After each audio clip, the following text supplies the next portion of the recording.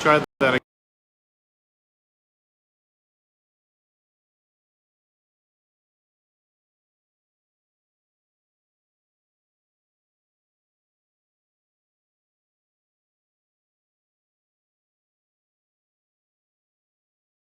Let me swap over to this microphone. Give me a second.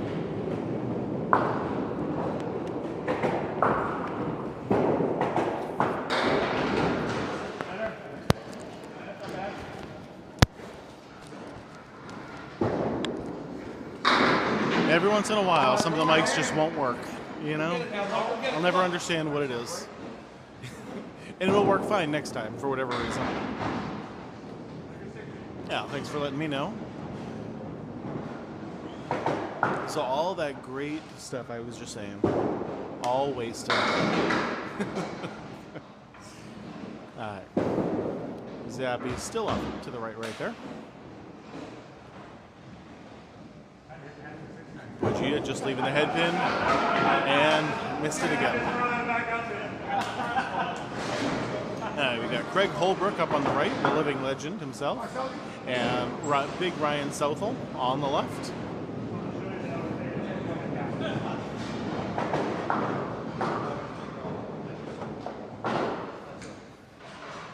Oh, this is already starting. This is game one. They are up on their third bowler right now. Hey, what's going on, TR? Both guys off to the right. Big split on the right for Craig Holbrook. At least they're all together for Ryan.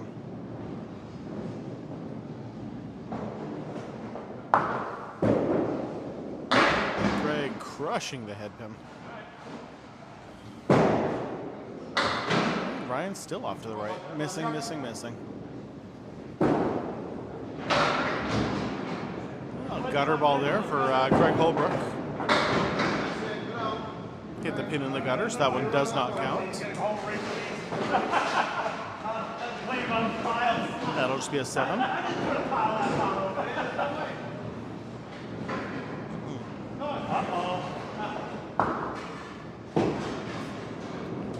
Pin fell, so he's just throwing the ball down there to reset it all up.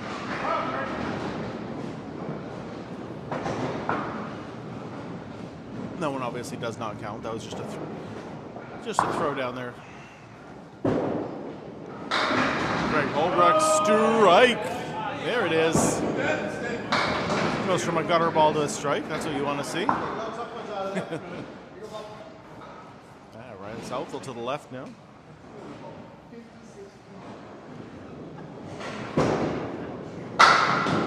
Staying to the left. He was on the right earlier. Trying to overcompensate, maybe. Try to fix that up. Thank you guys for the likes already. 744. Like seeing that already. Zach, what's happening? Yeah, the past 2 weeks I've been really busy. Wasn't able to come down here the past 2 weeks. I was up in the New Hampshire woods last week, and then the week before. Yeah, I think I was here the week before, but.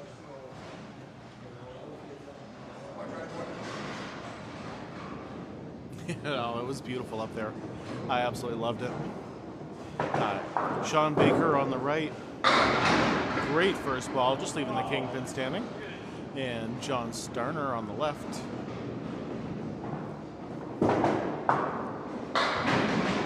Yeah, my happy place is up there in those New Hampshire mountains, right on the lake. I'm not bowling tonight. Nope, just watching the same as you guys. This is the Friday Night Pro League, and it is Hingham at Riverwalk. Yeah, I don't bowl in the Pro League, so someday I'll get that good. Today is not that day.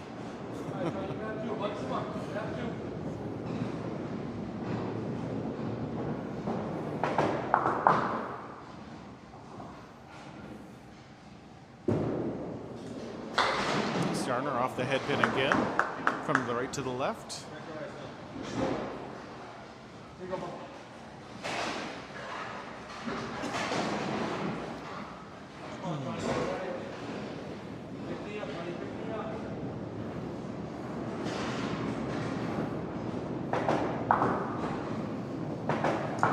Shawn Baker, another great for head pin hit. Big split left though.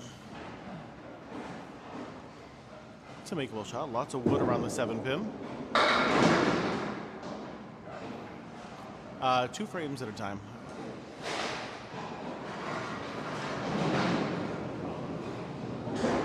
Yeah, with a 5-man team, you generally want to do 2 frames at a time. Otherwise, you'd be sitting there for 20 minutes, half hour. You'd get cold at that point. Yeah. I always prefer the 5 frames at a time, but if I'm on a 5-man team, I definitely want to do just the 2. Starner had foot fouled there. That's why he reset it.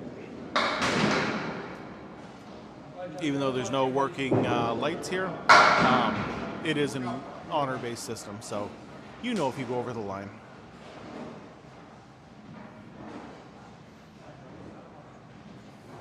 And also your opponents usually know too. So you don't want to be called out for that. He hit the headpin there at least. John Winchell on the right, going up against Mark Ricci, owner here at Riverwalk Lanes.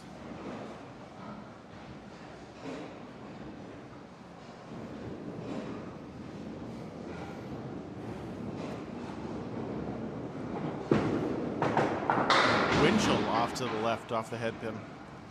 Mark Ricci was throwing it really well in warm-ups, and it just hits the 2-pin now. Mr. Nat 1, can you believe that this is Candlepin bowling, and it is the best kind of bowling there is? There it is. Nice spare from John Winchell. Nice spare. Oh, Mark Ricci with the high-low jack plus the 8-pin. That is the 1, 7, 8, 10. Believe it or not, it is. So this is Riverwalk Lanes in Amesbury, Massachusetts. My hometown, the town I grew up in. Best town in all of Massachusetts.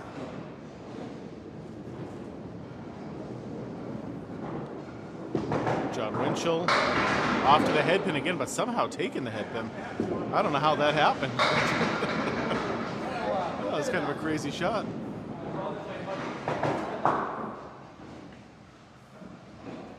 I don't even know if that's a real word, Mr. Nat 1.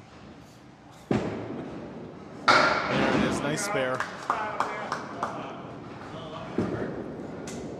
All over it. Mark Ricci with the spare too.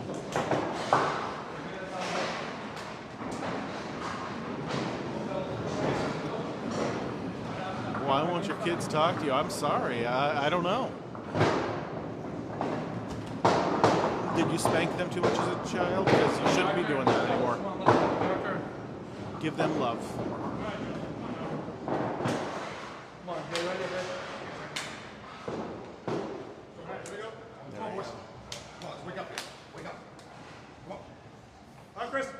You didn't take them Candlepin bowling enough when they were younger. That's clearly the issue. Jimmy Wise, this is called Candlepin bowling, and it is the best kind of bowling there is.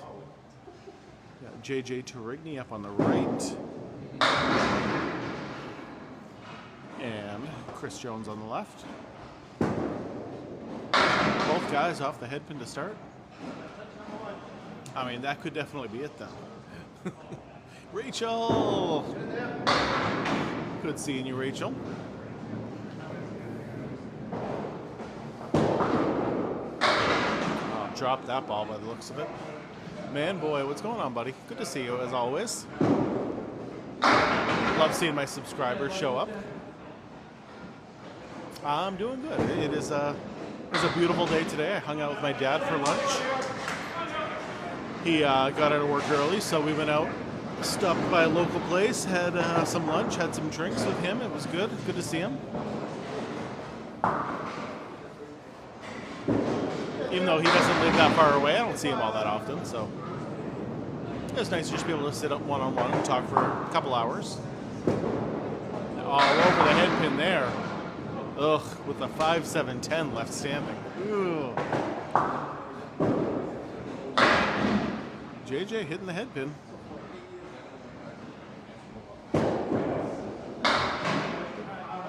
Ouch is right, Travis.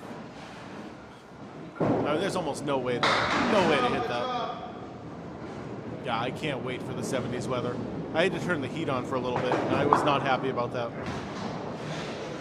I tried to wait till at least November to turn the heat on, but I just couldn't. It was 55 degrees in my house. Way too cold. That 7-pin just doesn't want to stay standing. Yeah, at night it's getting down into the 30s, and it's too cold. Well, that is Jeff Buggea. You know him personally. All over the head pin, but leaving the spread eagle. Zappi with the strike. There it is. Great throw. Didn't know if that 5-pin was going to go, but that piece of wood had some speed on it.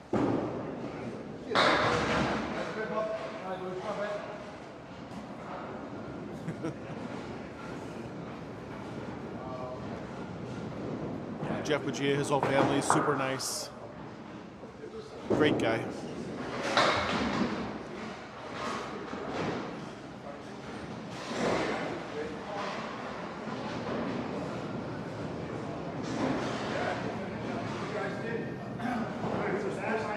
Most of the people in Candlepin bowling are generally nice people, for the most part. Yeah, all over the head pin again with another split. Oh, he got lucky with that one. 7-pin falling down. Believe it or not, the arm really doesn't get that tired. Usually with us, it's knee issues that end up happening. Because you got to remember, it's only a 2-pound ball, so it's not like you're throwing a 16-pound ball this fast constantly. Significantly harder than 10-pin bowling, yeah. Like, these are the pro bowlers, and you see them still missing shots because it is just that hard of a game. The reason they don't hook it like you do in 10-pin bowling is because, first of all, there's no oil on the lanes. Second of all, it's going to take off the speed of the ball, and without having the big, heavy ball, you're not going to get that kind of force to make the pins dance around without getting the speed of the ball. No, I've never had a hand cramping, unless your hand is cramping based on just liking my stuff. If you're liking the video hand cramping, that is fantastic, and I appreciate it. Oh, you never know here. You never know here. Okay, going in the gutter. No, this is not duckpin bowling. This is candlepin bowling, and it is the best kind of bowling there is. Oh, then you would love this, Brandon. If you throw a straight fastball with 10-pin, you would love candlepin bowling. Yeah, duckpin bowling is a lot of fun, but it doesn't hold a candle. Get it? A candle to candlepin. Oh. Greg just a little off to the left there.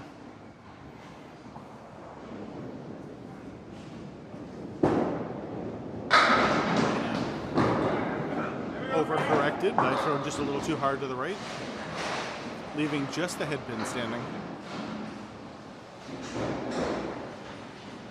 Through the first 2 frames, 77 to 103.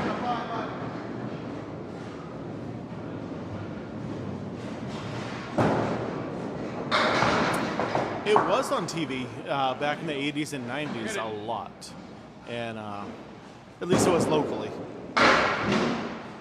And then, I don't know what happened, it just kind of stopped. Nothing's wrong with 10-pin bowling, if that's what you mean, Chad, because this is definitely real bowling. But this is just a better form of the game.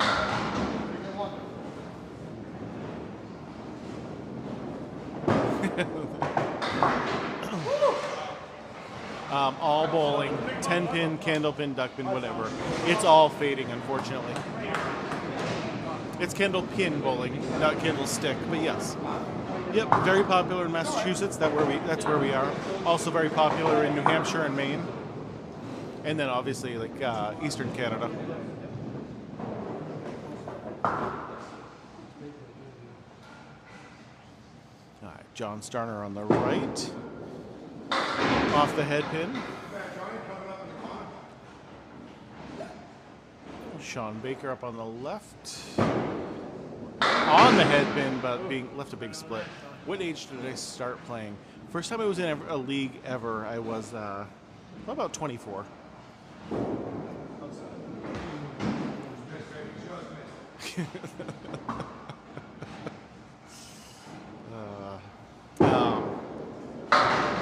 Yeah, but then I didn't really get into it like I am nowadays up until right around right before the pandemic started, so 2019-ish. I don't know for duckpin bowling. This is not duckpin bowling, Long Ryan. This is candlepin bowling, and you are able to get a 300 technically, but it has never happened in the history of the game. 245 is the most that has ever happened. 2 people have done that, Ralph Semb and Chris Sargent. No oil on the lanes. Nope, you can actually just run down the lane if you had to grab a pin or something that was too far out.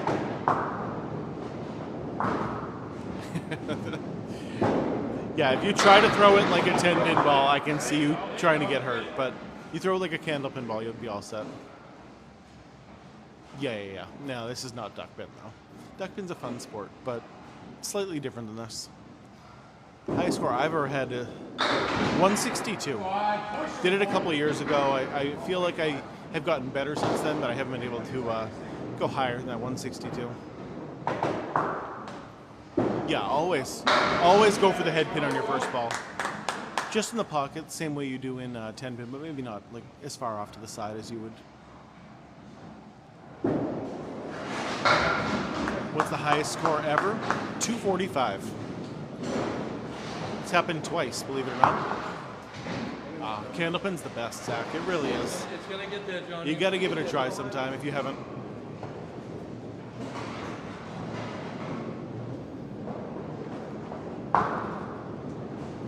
All right, Mark Ricci, owner here at Riverwalk Lanes, up on the right-hand side.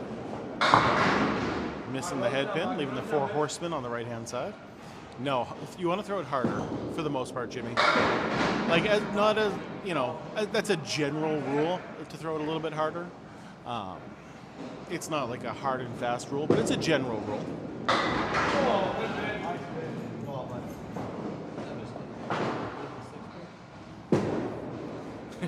Yes. If you can imagine, if you've gone golfing before, you know the frustration in it, and that is exactly how candlepin bowling is.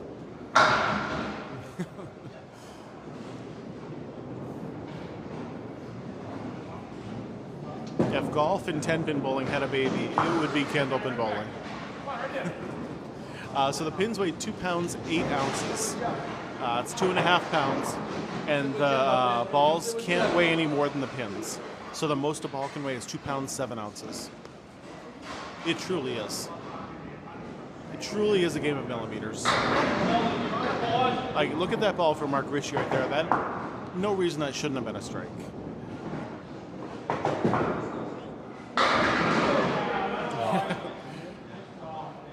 Great ball from John Winchell. Nice strike right there. And honestly, if Mark's ball had been a millimeter off one way or the other, might have been the same thing like that. Pins are made of like a hard rubber.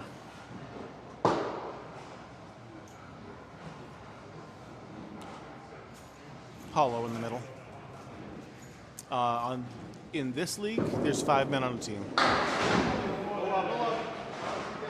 They're doing 2 frames at a time. You see right now they are switching their balls back and forth to the other side. Because this is a very, very old lane, if you can't tell based on the condition of the lanes. It has been around since the 1930s, and because of that, the ball returns are on the outside of the lanes instead of in the middle. Bam, bam, what's happening, buddy?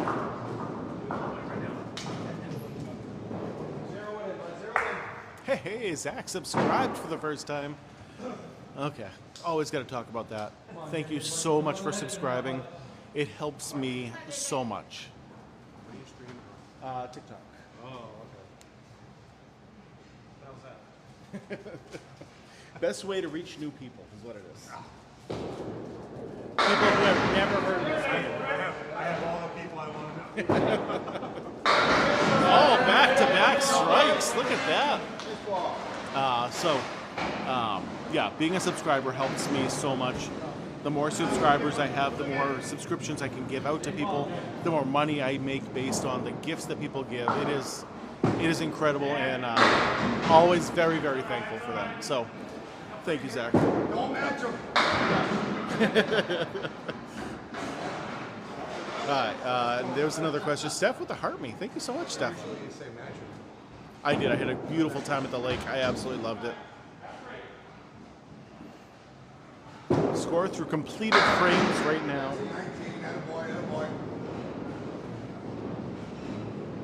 151 to 204. It is not a electronic scoring. 181? I can't read it. 181 to 204, so it's closer. I'm not bowling tonight, Steph. No, this is for the pro bowlers. And I'm good, but I'm just not quite that good. So, one step below. Yes, they really do. They really get into it. I hear from 10-pin bowlers all the time how they don't like how into it that the candlepin bowlers get, and I don't understand why. It's just more fun. Lee, what's happening, buddy?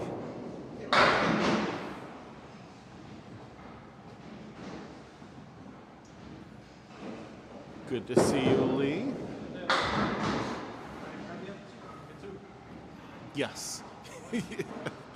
Yes, they are very grumpy.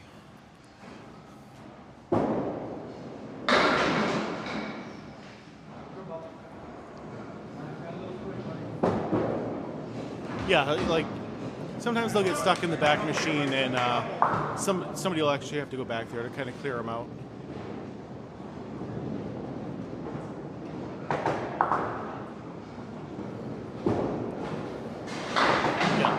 This is like I said, the very old lanes was built in the 1930s, and it's been going strong ever since. So you got 90 years of candlepin bowling. Melissa's still here? Yeah. Yeah. Okay. Last I saw her, she was in the bathroom. Oh, yeah. Just went in my cash register. The only other person that's allowed to go. Well, Paul Grant said he could. None of it means anything. Yeah, you really do have to keep your head in this game. If you're not focused, you're going to be off. Oh, I love to hear it, Steph. I really do. I mean, why not some lemonades? In fact, Shawn Baker bought me a lemonade. He brought a whole bucket full of lemonades and said, help yourself. Shocker. Well, they want to know if I was drinking any lemonades tonight. Because I would never drink alcohol or do anything like that. We keep it clean on the stream. No swearing, no, you know. I respect that.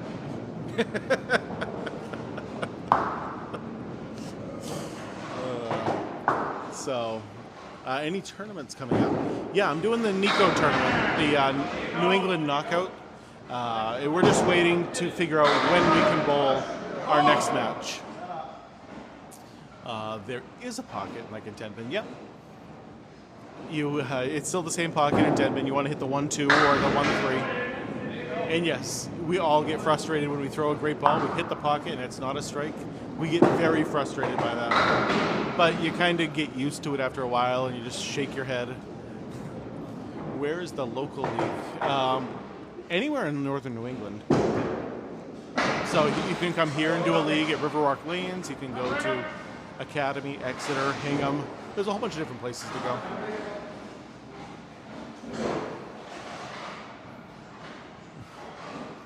Oh, you gotta go. It's always fun to go candlepin bowling. I mean, you get more for your dollar when it comes to throws. Like, why in 10-pin do you only get 2 throws? You get 3. And it's a little bit cheaper to go candlepin bowling. Great throw from Craig Holbrook.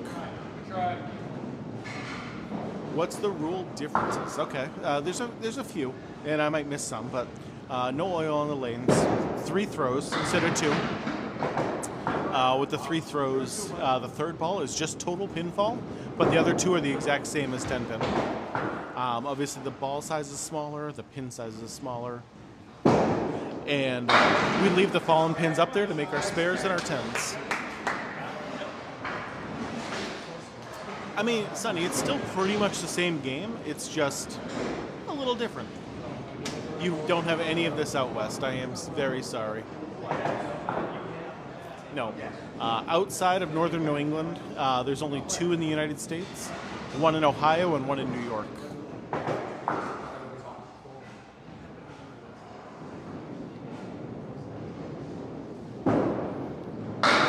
Baker all over that headpin there.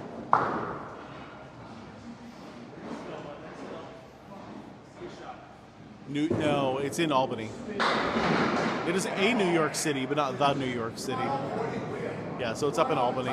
Where's the one in Ohio? It is in, supposedly north of Cincinnati. It's the Wyoming Civic Center. The problem, nice try on that one. With that place, though, you have to rent out the entire alley if you want to use it. It's basically for private events and things like that. Tonight, you've got Riverwalk Lanes, whose home is right here, and you have Hingham, Mass. The South Shore Country Club.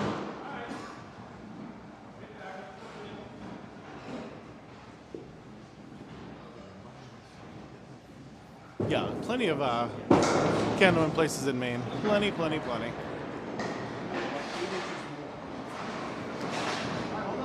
Massachusetts, New Hampshire, and Maine are the 3 states where you're going to see the most of this.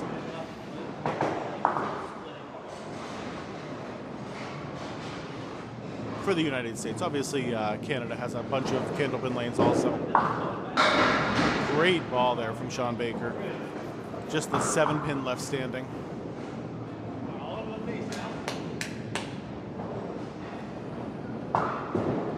Yes, they are very good. This is the Candlepin Pro Bowlers. Yep. That is one nice thing about Candlepin bowling. Almost every single place is family owned.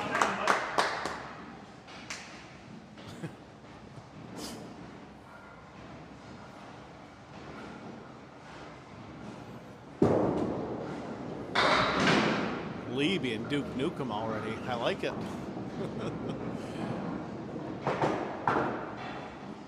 Yeah, I love my leagues that I'm part of. A lot of fun. John Starner with just the head pin to hit, and goes a little to the left.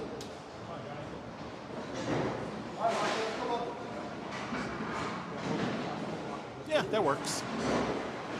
I mean, he brought nothing to the table.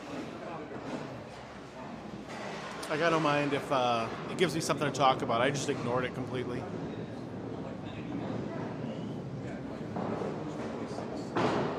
Yeah, John Winchell working on a strike.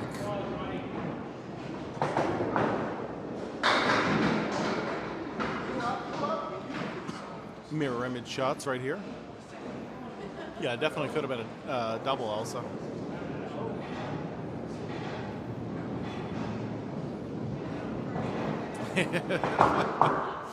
I don't tell Mark what he can and can't do.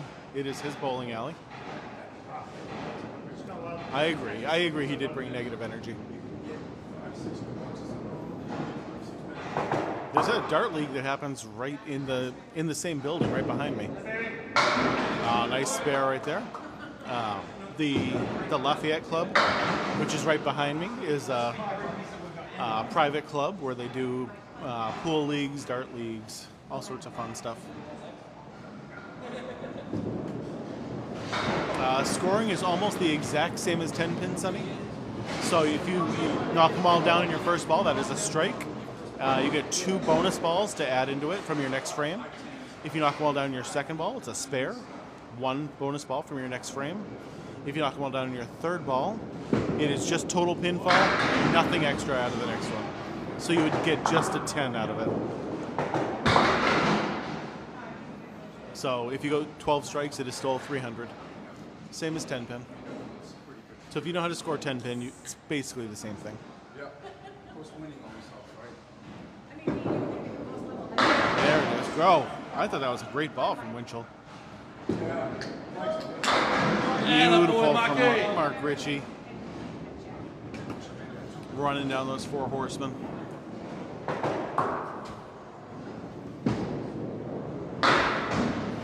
John making sure he gets at least one there.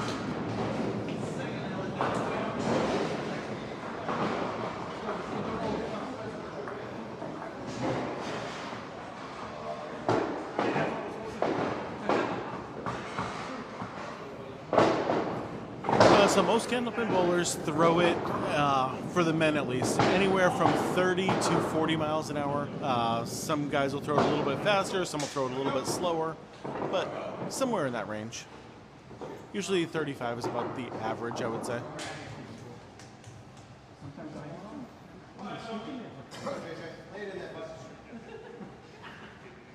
Good and fast. Yep, this is a 3-game series tonight.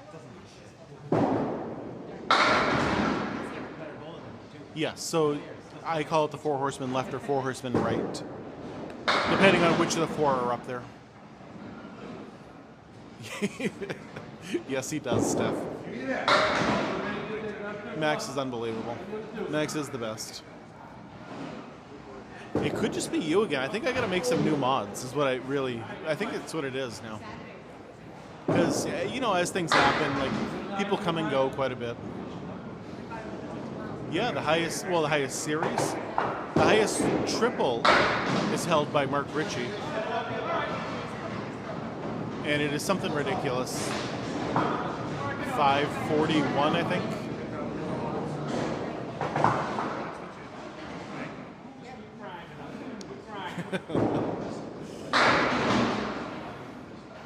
Were you watching on Tuesday night? Yeah, I like it when.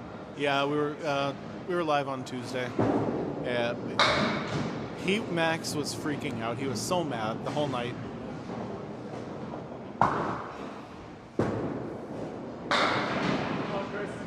He didn't bowl great at the end, and just you could tell with how he was bowling. But it was a good night, you know. We took the first 3 games.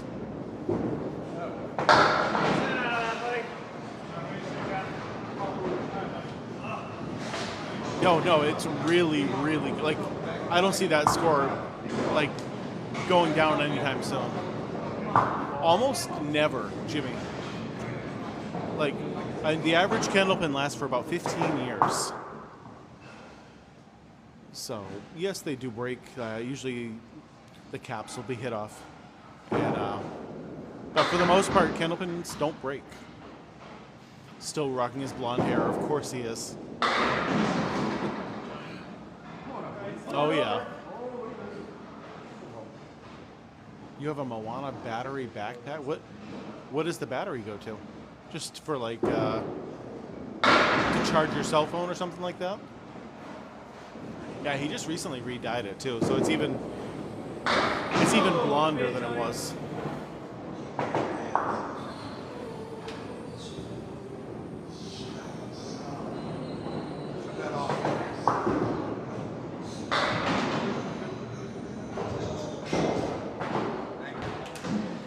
Yeah, it is like platinum now. Oh, interesting.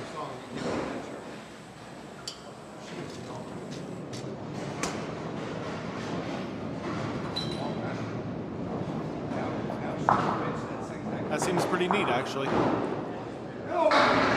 Great ball from Jeff Buggea. Just the 5-pin left standing. No reason for that to have stayed. Oh, they're still falling for him. He's got a piece of wood to work with, but... There you go. It's got a lot better. They like that piece of wood from the right moving in. Let's see if he can make it work. Tough shot hitting the 5-7, but got wood to work with. What a shot. Way to kick it over.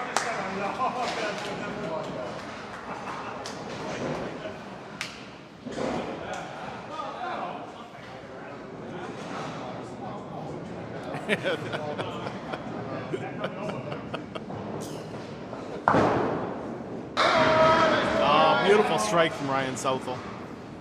Yeah, you're going to hear a lot of heavy New England accents if you come into a bowling alley.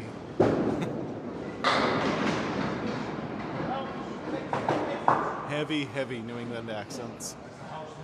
Once in a while, Evan, there's no 10-pin place. I mean, there is. There's one close by, but I don't really like it. So there's not many 10-pin places. What a shot! What a shot! The 5-7-10 making that. There's just not a lot of 10-pin places around. And there's much more Candlepin places than 10-pin places around here. Showing why these guys are pro bowlers, let me tell you.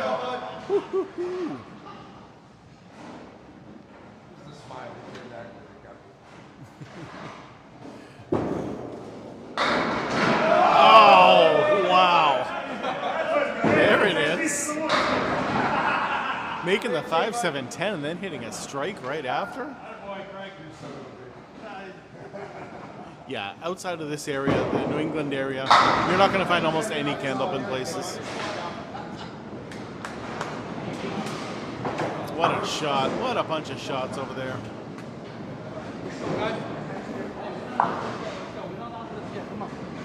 Yeah, 7-10's a little bit easier in Candlepin because we do get the wood to make our 7-10 splits. With no wood, it's almost impossible, but it can happen. All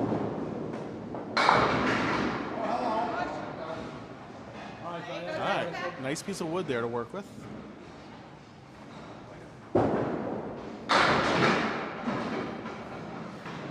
Well, Randy, he's pretty much the best that's ever held the ball, so.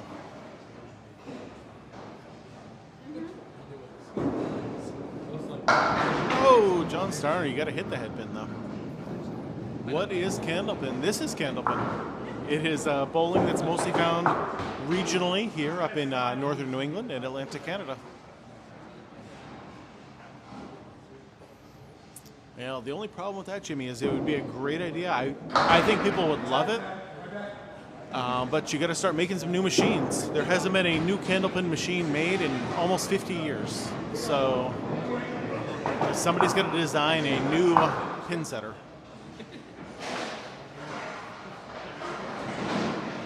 Yes, definitely different than duckpin. Duckpin pins look more like 10 pins, but shorter. Candlepins are much taller and look like candles. And we also leave the wood on the lanes, unlike duckpin. Duckpin, you have to clear them out in between.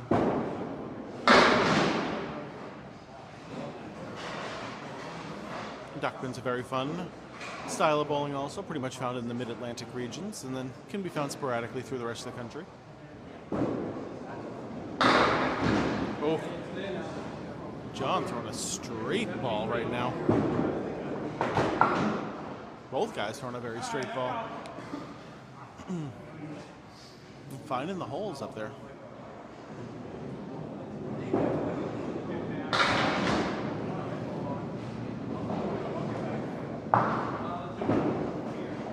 Yes, yeah, the equipment in the back is very different.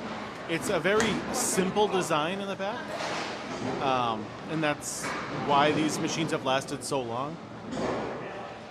It's a very, very simple machine, and it works. Duckpin is harder than 10-pin, and Candlepin is harder than duckpin. Supposedly there was one down in South Florida, and they had a lot of trouble finding parts for when a machine did break, and so they took it all down. Because I always think Florida would be the place to have a Candlepin place. All the snowbirds coming down in the winter already know Candlepin, so they would keep doing it. So an average good score, and so if you're in a regular league, nice mark right there. If you're in a regular league, if you can average 100, you're going to be one of the better bowlers in your league, if not the best bowler in your league. If you want to bowl in something like this, you're going to have to average around a 115 to a 120. And if you want to be the literal best in the game right now, you have to throw about a 135 average. 136. There you go. Yeah, he's really, really good. Danny Harris is very, very good. Yeah, I mean, that's my grandfather used to set pins manually back when he was a child. Scorekeeping is almost the same as 10 pins, so 12 strikes is still 300. Strikes and spares are scored the exact same. The third ball is the only difference between the two, and it's just total pinfall. So if you get them all down in your third ball, it's just a 10 and nothing else. Yeah, most bowling alleys in general, Virginia, Country Boy, are slowly dying off. This is Maki's place. This is the Riverwalk Lanes, Amesbury, Massachusetts. A 270 average for 10 pin? That sounds extremely good.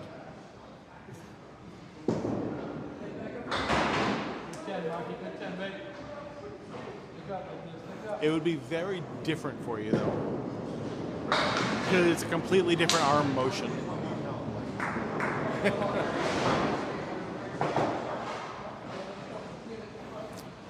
Candlepin seasons last depending if it's the winter or the summer. The winter ones last from Labor Day through the end of April, and then the spring leagues or summer leagues are April through Labor Day.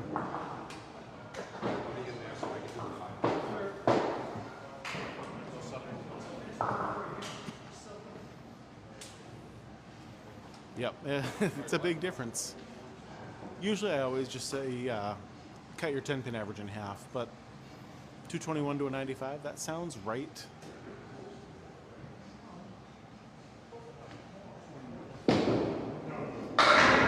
Give you guys an update on scores.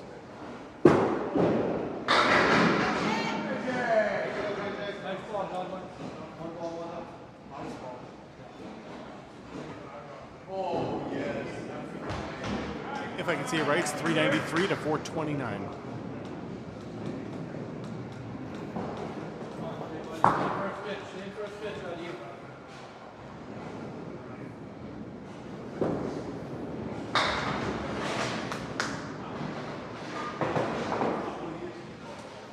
Yeah, that is definitely something that happens, Elsa.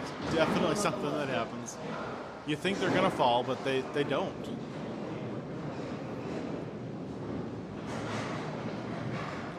You would think they're, they're tall and skinny, so they should fall over relatively easy. Come on. All right, okay, go get it now, buddy. Go get that. I will when he's not busy. Sure, I can do that.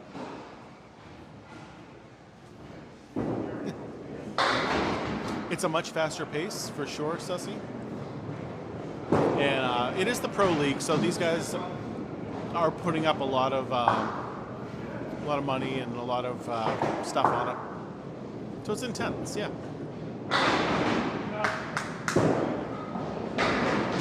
Rickard, thank you, buddy. Always good to see you. Love the likes, always.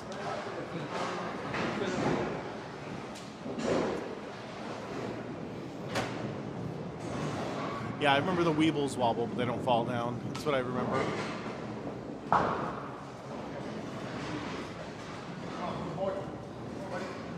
Mark, do you know Travis Babcock? Yes. He says hi. He's one of my wrestling buddies, the referee. Very nice. Really? Helped me stitch my head back together at the last show. That's an interesting story about you, Travis.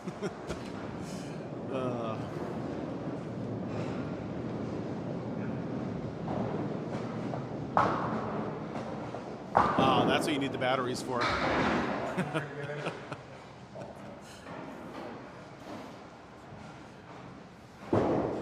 Buggea still off to the left a little bit. One of the best referees he knows, though, he says, in the area. And apparently a good nurse, too. What's going on, Greg? Yes, that is Jeff Buggea up there right now. Yep. Big fan of Jeff Buggea, apparently, is Greg Smith. Jeff has a lot of fans. Oh, okay, yep.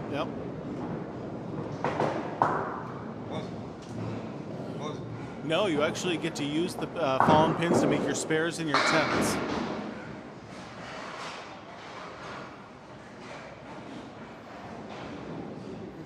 The only kind of bowling where that is something that happens.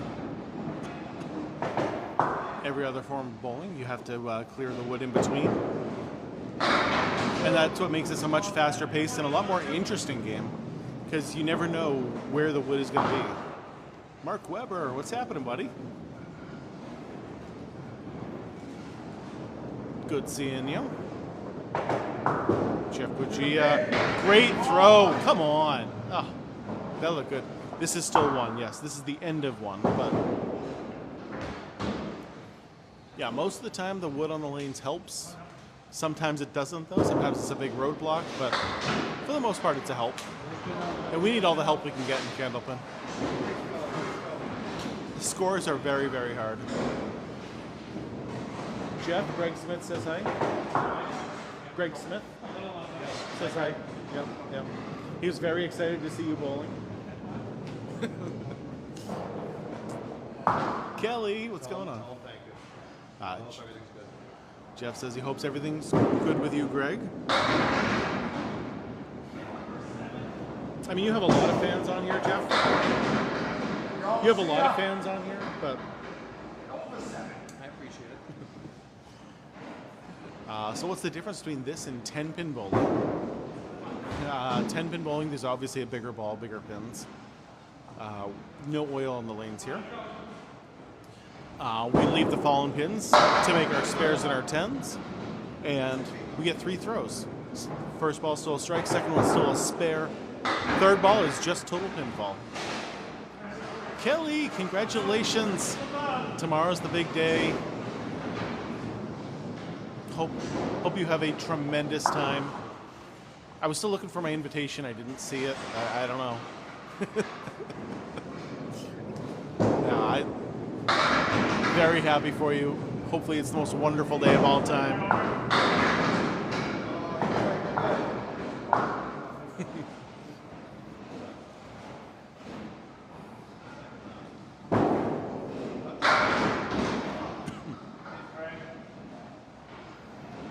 Yeah, like I had seen that before also. Yeah, it's that's probably why you need those batteries too. So that makes sense.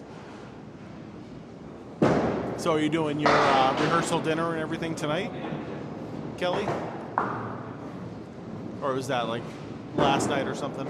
I think we did it like the night before. Or, yeah, I think it was the night before. Went through all the rehearsals and everything. The pins are lighter. Yep, the average, not the average. A Candlepin weighs 2 pounds 8 ounces, and a 10-pin weighs, I believe, 3 pounds 6 ounces. Okay.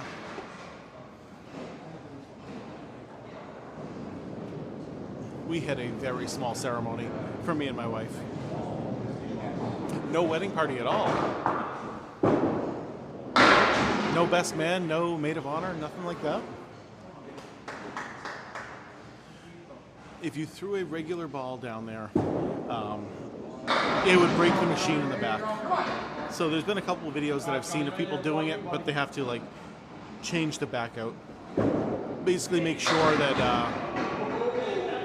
it doesn't like go into the machine itself. So no wicks on the pins. That's a new question. I like that, DJ Skittles. I've never been asked that. Yeah, I like it. I like it a lot. Like I said, I hope it's fantastic. Hopefully the weather's perfect for you.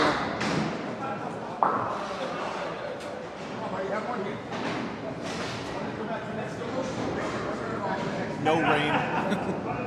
It is possible to get a strike. Yes, it is. This isn't a strike game, though. It's much more of a spare game or even a 10 game. Oh, I love it. I love it. Oh! There's no reason for that not to have been a strike for Shawn Baker. That was a perfect ball. Starner off the head pin and almost got it.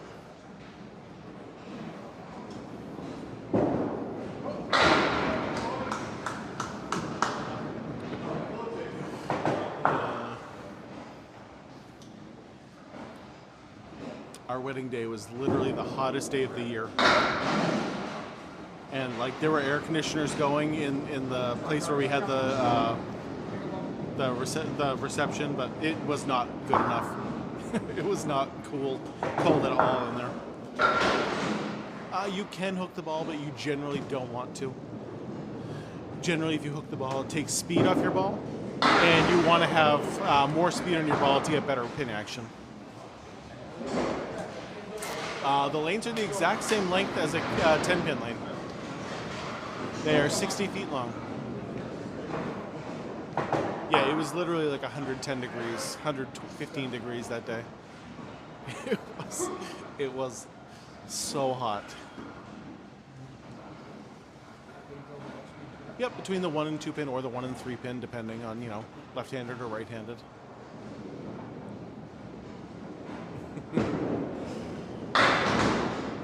Doesn't surprise me if you've never seen this, because this is a very regional sport.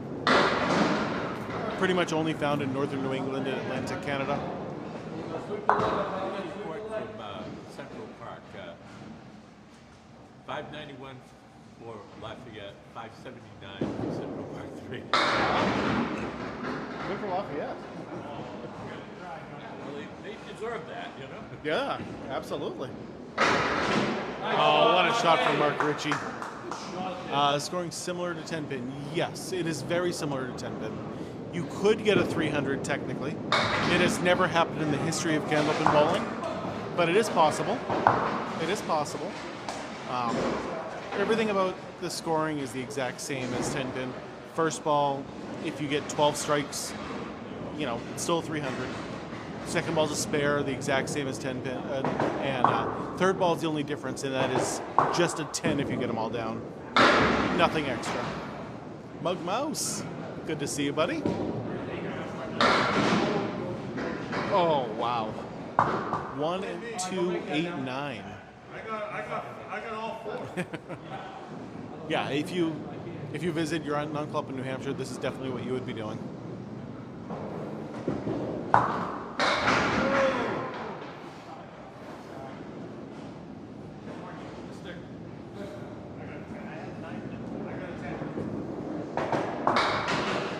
Mark Ricci just taking out the 5-pin.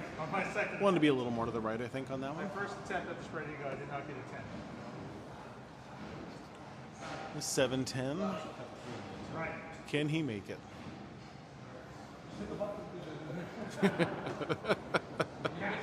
Easy way to get them both.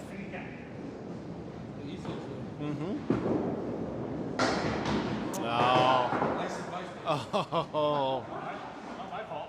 I'm just a sub. I'm just a sub. You're gonna look at me anything? You can't rest in it. I'm just a sub.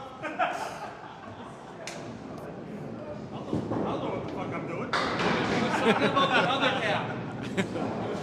I like the advice that Riverwalk gave him on hitting that one. Just press the button and reset it. No, you don't clear the wood. It is not dead wood. It's actually live wood, unless it goes in the gutter. No, you actually get to use the wood to make your spares and your 10s.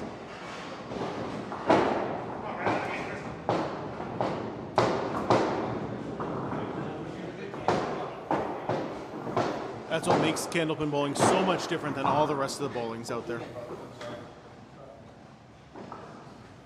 How does the mechanic know when to rest the pins? When to reset the pins? We actually, there's a button up here where we press it.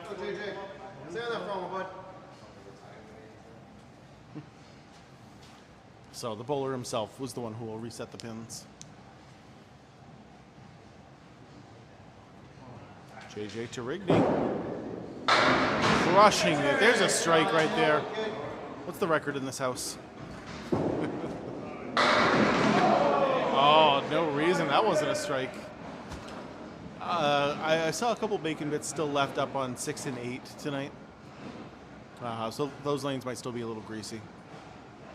Ooh, just a little to the right.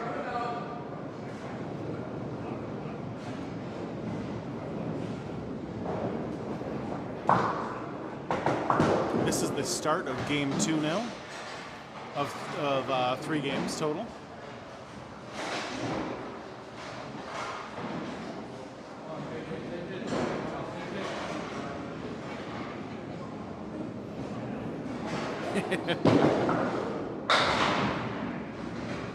JJ missing the headpin by 8 inches.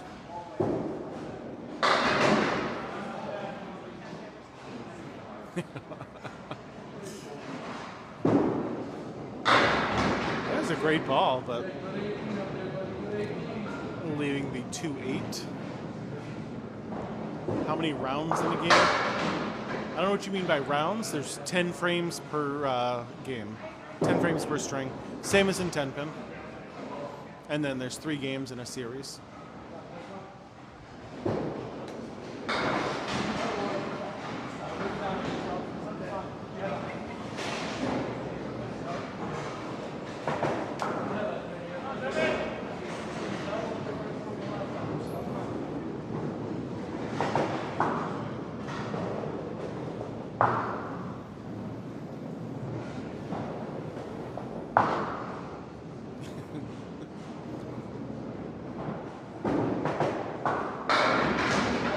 Sometimes 10-pin terminology and Candlepin terminology is different, so I try to.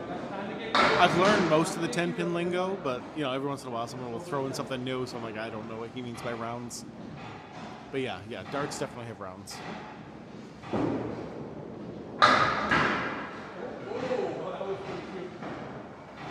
Ball's coming rolling back. Oh, nice hit.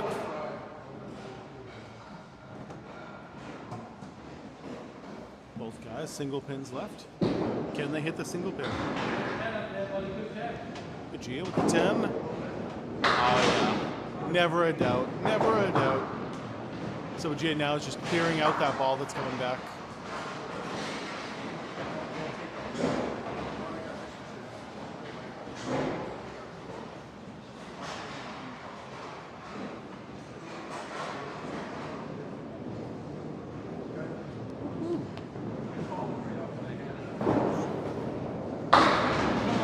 All over the head pin, but leaving a big split there.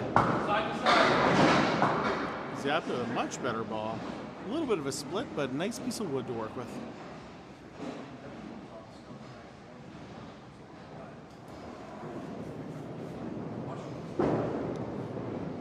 He hits the end of that piece of wood, it should go.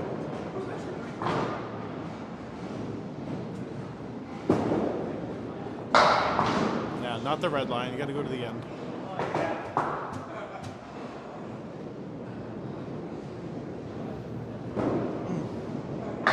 There it is.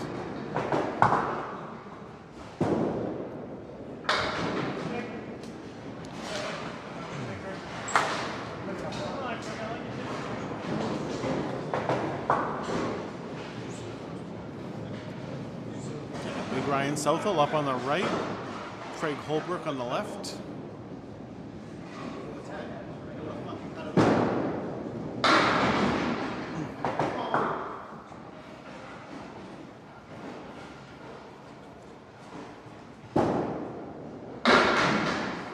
Oh, both guys all over the head pin. Ryan's waiting for that piece of wood to stop moving. I like where it is. Oh, that was good. Nice bid on it. Craig Holbrook. Just a touch off. I am not bowling tonight, Bryce. No, this is the pro bowlers. I'm just down here watching the same as you.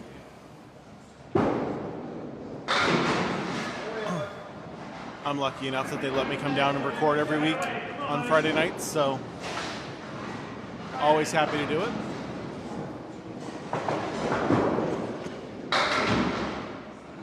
Massachusetts. Hey, same as me right now, Rail.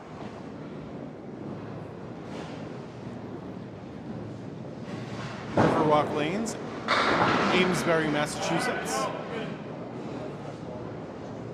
Yeah, well, you'll be able to see me on Sunday night and Tuesday nights.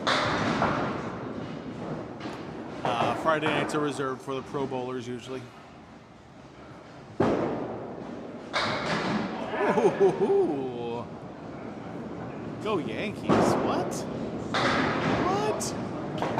You're in New England. You can't say that. Hey, welcome from Rhode Island. Max is down in Rhode Island right now, actually. Scoring works almost the exact same as 10-pin. If you're used to the 10-pin scoring, you pretty much the same exact thing. First ball is still a strike, second ball is still a spare, the exact same. 12 strikes is still a 300. And the only difference is the third ball, which is total pinfall. Nobody likes the Yankees. Nobody does, Virginia.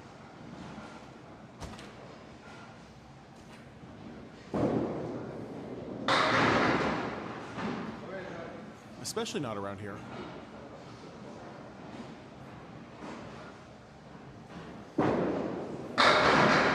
Shawn Baker.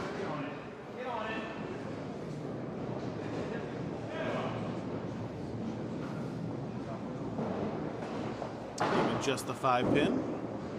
Oh, John Starner making a nice spare. No, I don't care about it that much, Lee. I know you want to, but...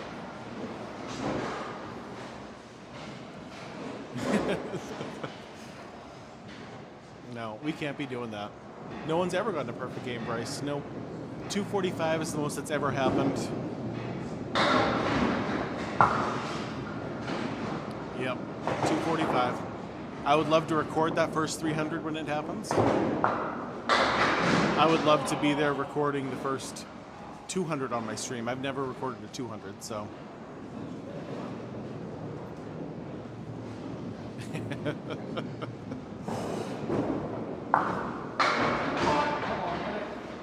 We start banning people for little things like that, then I won't have anybody to watch my stream. Right.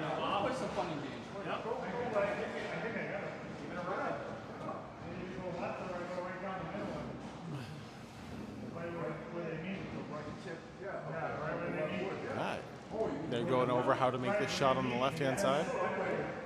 Entire team is huddling together, giving it a talk.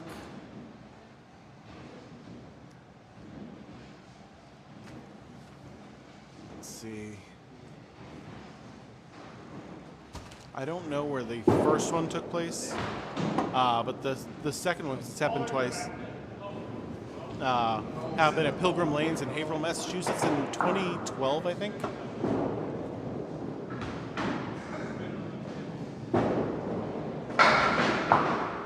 What are they playing for? So this is the Pro League. So they're playing for points at the end of the season. They'll be playing for, you know, for the money. But right now it's just points. Yeah, most people do 10-pin bowling. I always expect most people I'm talking to on here are 10-pin bowlers. Great ball from Mark Ricci. Great piece of wood sitting right in front of it.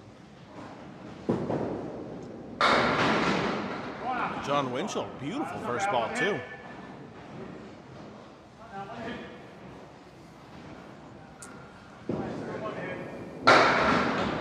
Decent amounts of money, but like nothing life-changing.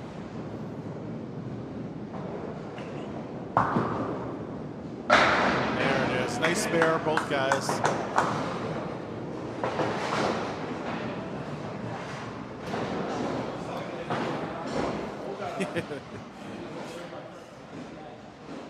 Classic, you do everything 1.5 times whatever a regular person does new.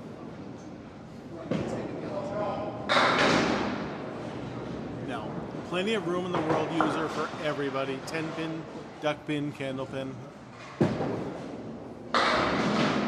I'm here for all of it. I don't know how much money it is.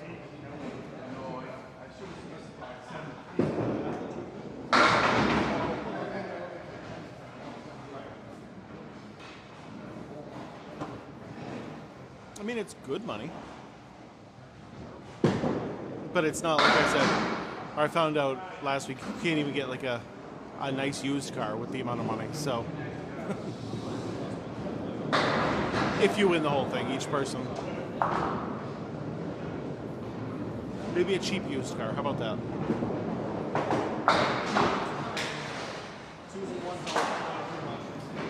What is the guy?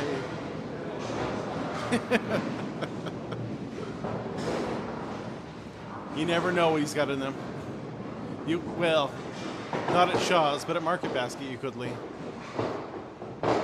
Do they have 10 pin on these lanes? No. Most places in New England are just Candlepin lanes. The machine in the back is a completely different machine from a 10 pin machine.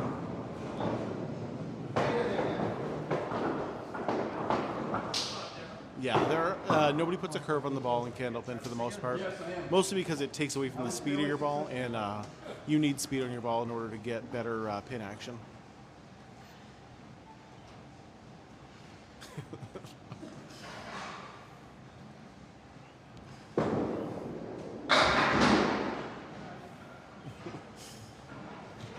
JJ, another strike, 2 out of 3.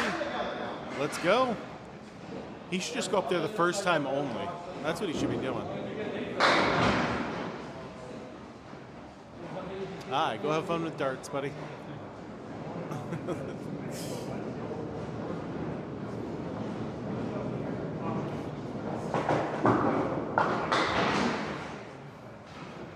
There's also 10 pins, just like in 10 pin.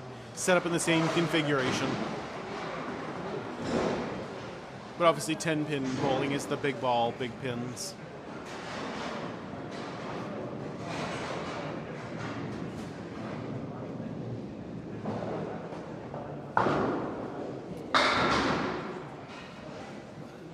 Yeah, I don't think this is the kind of live where people go flirting with other people. Not that kind of live for the most part. Generally, we're just here having a good time with each other. Talking, laughing. There it is. Another spare. 3 out of 4 marks for JJ right now. Yeah, these are special lanes, yes. But around in this area, most lanes are Candlepin lanes. Then the ball's going to curve. Like, you'll see, actually, if you watch Jeff Buggea, he has, in at least this league, one of the bigger curve balls on the left-hand side. But generally, it takes speed off your ball, and the speed is what you want to be able to get the pins to bounce off the side and bounce off the back. Nice strike.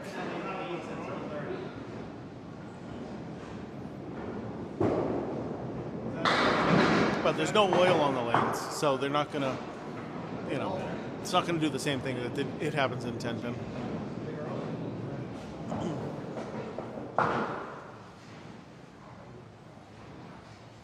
Yeah, Buggea with the big split.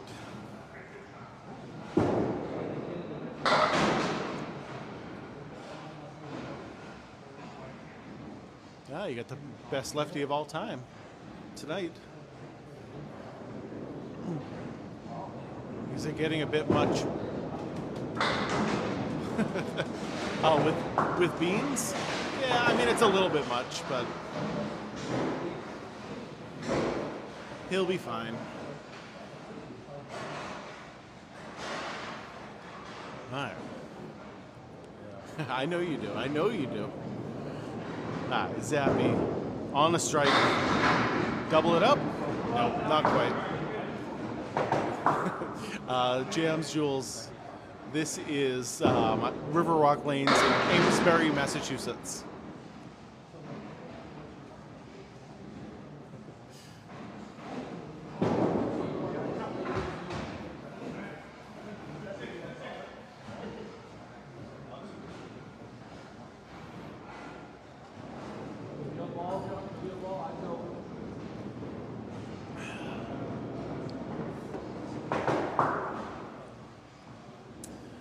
They're everywhere, Steph.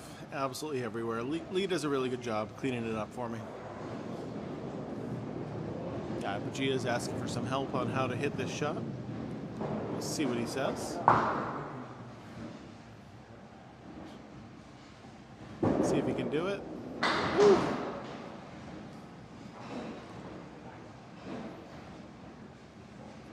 Yeah, it depends on the bowler. Virginia Country Word. Lisa with the hand hearts. Thank you so much as always. Yeah, you do want to like put a little bit of a spin on the ball, but not like in 10-pin. This game is very, very hard, ASAP. These are the pro bowlers, and you see them still missing shots because it is that hard.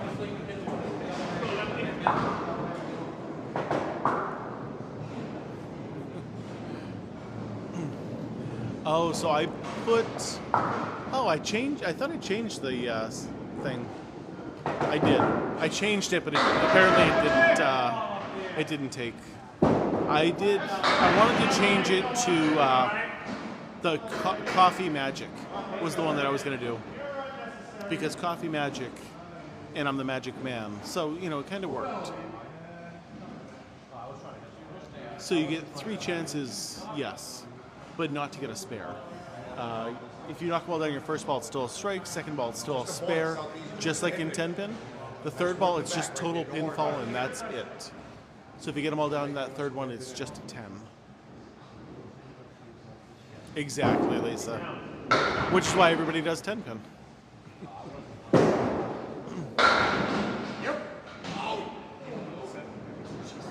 John Blaze bowled with me a couple weeks ago on my Tuesday league. He was up there filling in when C- took a night off. Very nice guy. I like John a lot.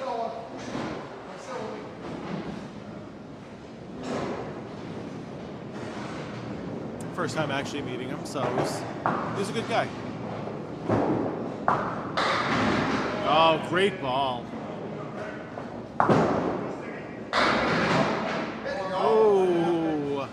We'll get it. Bring it home, buddy. All right, both guys, single pin to hit. There it is. Great shot from Craig Holbrook. Ryan pulled the ball a little to the left.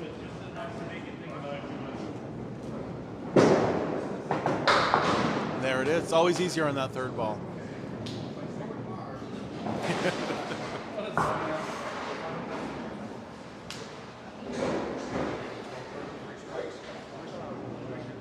Through completed boxes, it looks like 115 or 114 to 109. Yeah. You guys need to write those numbers bigger.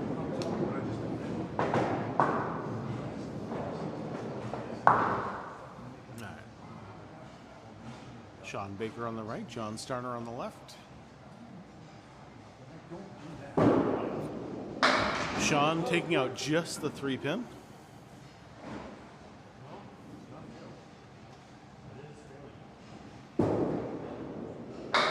You won't see that in 10-pin ever.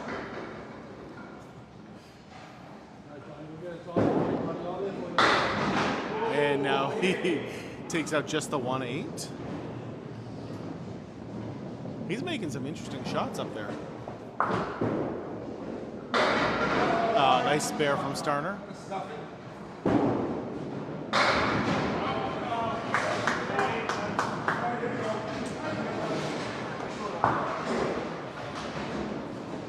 Considering how that started, that was a good finish. The bowling ball is much smaller than a 10-pin ball, yes.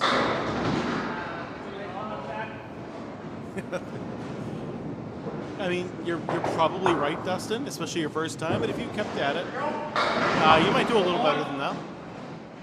It is still paper scoring at this alley, yes. Has anyone gotten a 300? No. 300 has never happened here.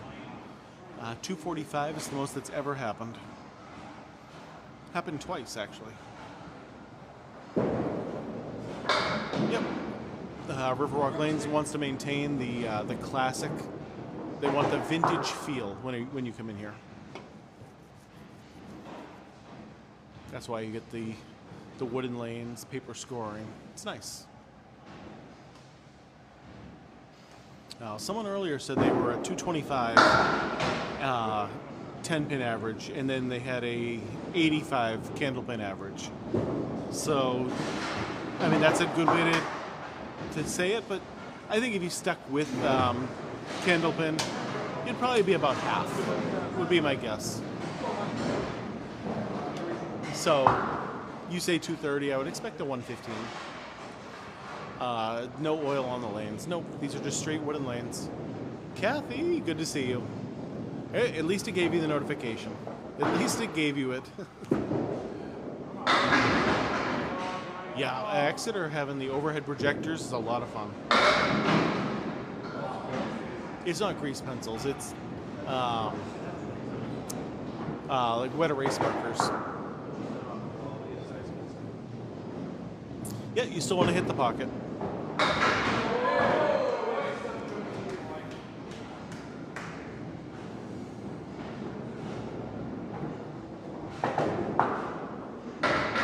What is this game called? Dusty B. This is Candlepin bowling, and it is the best kind of bowling there is. Depends where you're looking in the U.S. If you're here in northern New England, you're going to see it all over the place. It is the #1 form of bowling in this area. Outside of New England, it is almost impossible to find. There's only 2 outside of New England in the United States.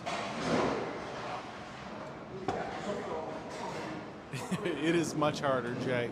Much, much harder, but it is so much more rewarding when you get those nice shots. Yeah, Candlepin bowling. The best kind of bowling there is. What are you doing dropping your phone? Oh, nice shot. Come on, one more for him. Ah, nice piece of wood laying in front of it.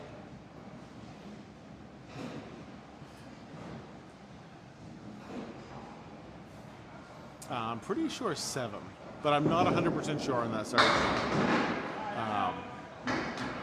That you can't quote me on that. Okay, that makes a lot more sense, Dusty. Yes. See, my kids are all older now, so I don't think about that happening.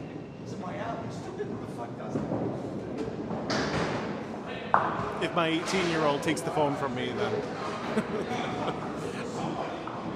then it's more like, what are you doing, kid? What are you doing?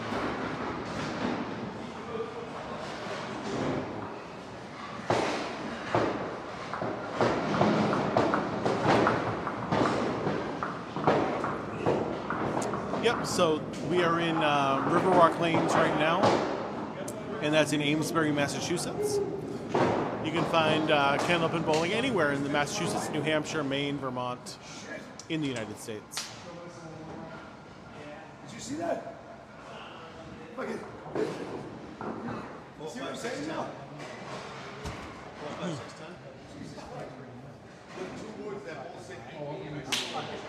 12,000 likes already, guys. Doing a great job with the likes. Come on, JJ. Keep those coming. Keep the shares going. We got 20 shares so far. Not bad. The more people to get to see this game, the better. Nothing in the southern United States. When I say outside of New England, there is almost nothing. There is 2 Candlepin lanes outside of northern New England. One is in New York and one is in Ohio, and that is it. A Candlepin ball is smaller than a duckpin ball. There you go. A duckpin ball, I believe, is 5.5 inches wide, and a Candlepin ball is 4.5 inches wide.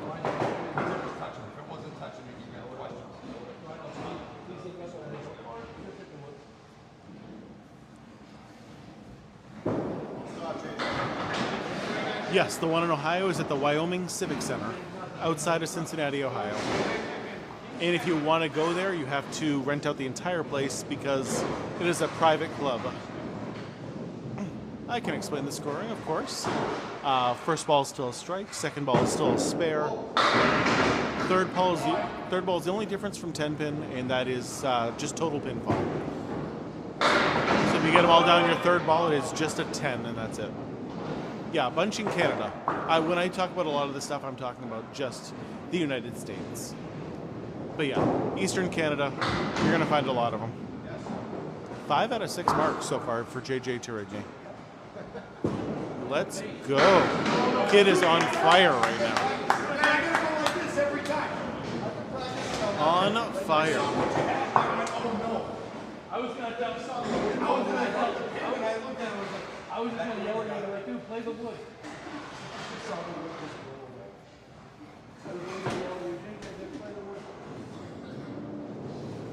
Yeah, Jeff Buggea up on the right.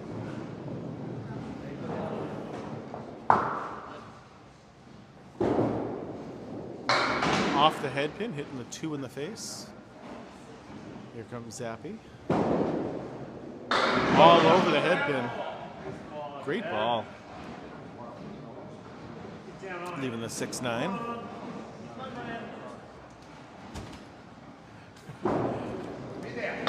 Well, oh, nice shot from Buggea. Let's go. Steph, I have been asked all these questions so many times that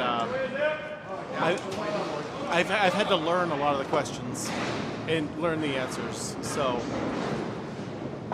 I've been doing this now for a little over a year, maybe a year and a half, and I've been asked a lot of the same questions, but I always assume it's somebody's first time watching Candlepin bowling. So I want to make this as welcoming as we can. Yeah, so the balls can weigh anywhere from 2 pounds 4 ounces to 2 pounds 7 ounces. With most people who have their own balls, usually using 2 6s or 2 7s. Yep.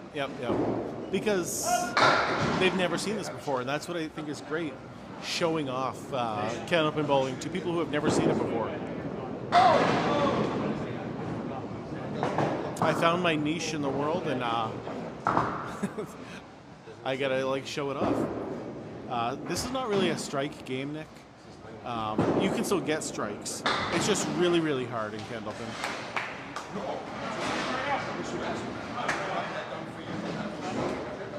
I like Candle Power a little better.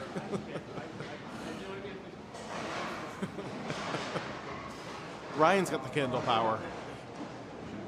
Yeah, right. Yes, spare's been the game. This Candlepin especially is a spare game or even like a 10 game.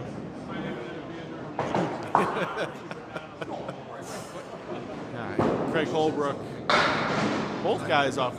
Oh no, I think Ryan hit the head pin, just didn't go. This is Riverwalk Lanes in Amesbury, Massachusetts.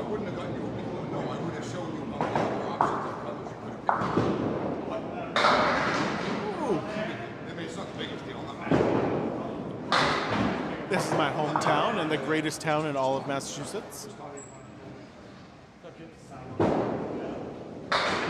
There you go, nice 10 from Craig.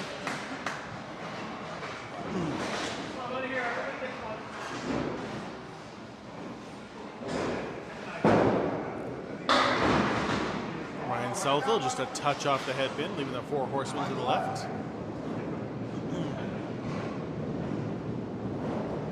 The lefty, Craig Holbrook, all over the head pin, leaving a big split. Yeah, no, Springfield's bad. You don't want to go to Springfield.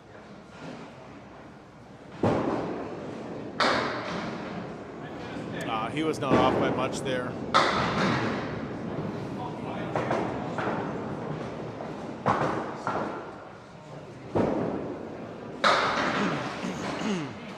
I also want to say, guys, I am very close to the 20,000 followers here on TikTok.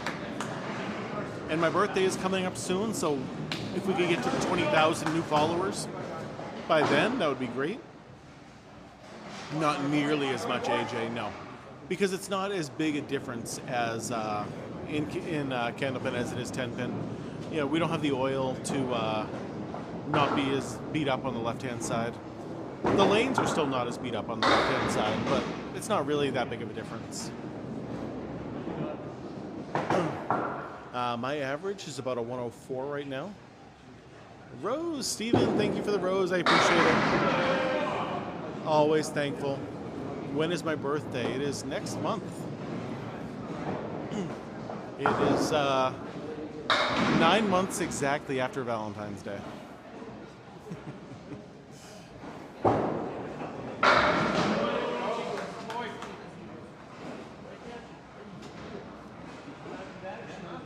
Ah, very nice, very nice. Last year I was able to go live on my birthday. It was on a Tuesday last year, so I don't think it will be this year. Probably won't be live for it.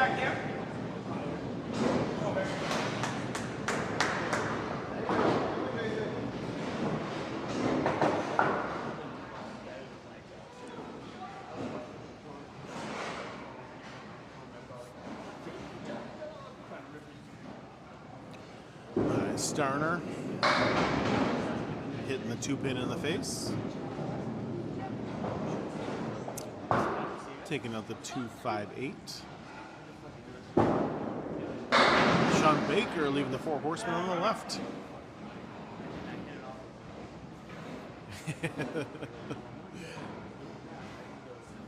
Yeah, 13 hours.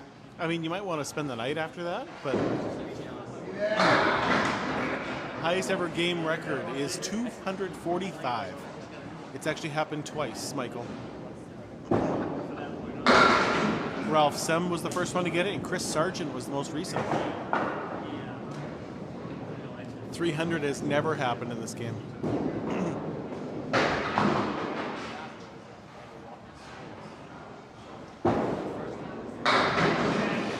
Yes, it is. Yep. I mean, I didn't know that either, but that is good to know. The house record here for a single is 194.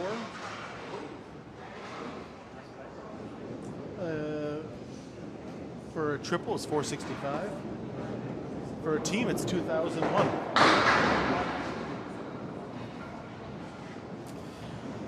Well, Vance, you're going to have to come up here at some point on vacation. Give it a try. Right now is a good time. Well, those are at least this house's. They're not, no, those aren't right. Those aren't the right. You don't think so? Yeah. Because those are the old ones. For this year? No, that's not this year. That sends it over. That sends a marker. Yeah. 2013. Yeah. 2013. Oh, okay. Yeah, it's not this year. No, since they opened, though, right? That's the Lafayette. Oh, That's Lafayette. That's Yeah. My grandmother's on that one. Yeah. True. and that was during the movie. Sorry, I got talking to the other bowlers. Hold on. Our spares scored the same as 10-pin. Yes. But only on the second ball. Some people think the third ball is also a spare. And it's not. It's just a 10. Just total pinfall.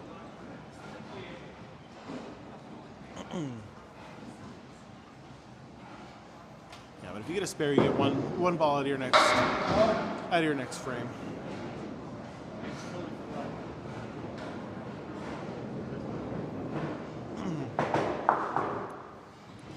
Right, John Winchell.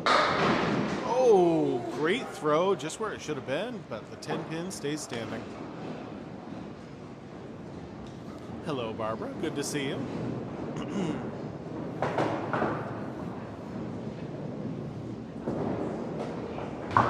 That 10-pin's the hardest one to hit. I always have trouble hitting the 10-pin.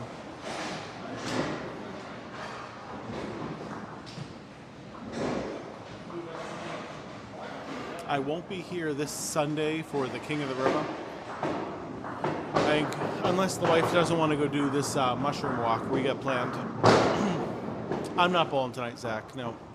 This is the pro bowlers. I'm just down here watching the same as you. Luckily, Mark Ricci lets me come down here and record. So I'm able to just come down here and watch, hang out, see how they're doing. Be able to show all you guys how actually good bowlers are. Yeah, me too. I can never hit the 10-pin. I don't know why. My arm just doesn't move in that direction. Yeah, Chris Jones off the head pin, but leaving just the 1-7.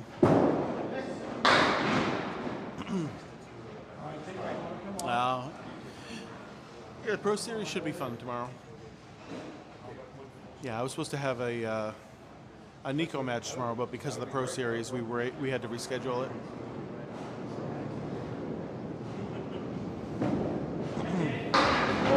Just off the head pin. JJ Tourigny dropping that ball. First time not getting a mark in a while. We're facing the Soucies, Matt Soucy and Jerry Soucy.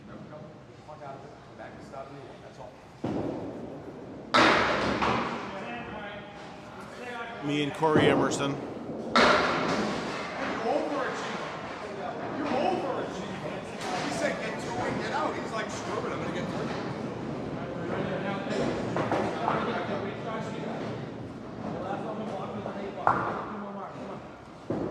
Okay. Chris Jones off the head pin to the left again. JJ gonna throw a strike right here, calling it now. Ah, so close. Would have been nice if I did call it.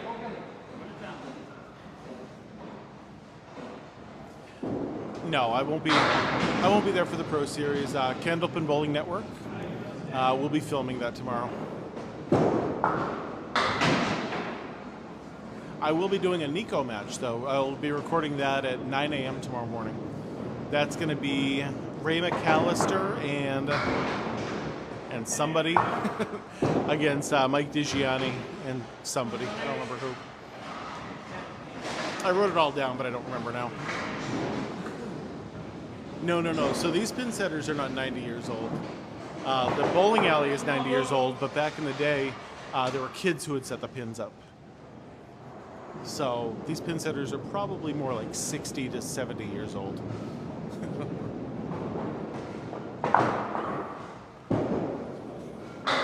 Yeah, I'm going to be leaving here at whatever, 10:30 at night, going to sleep. I have to work tomorrow for a couple hours, and then go straight over to Haverhill to record over there. Is this different than 10-pin bowling? Yeah, it's definitely different than 10-pin bowling. It's still bowling, but there's a lot of different small rule differences. And it's a much faster paced game. Good old child labor. I think he used to get paid like a nickel per game or something. Yeah, that's a weird price. Sometimes you just have to shut it off and turn it back on. I'm doing a Nico doubles match at 9 a.m. So I'll be there for the kids league tomorrow. But I'll be recording in one of the other lanes. You're the left or the right side.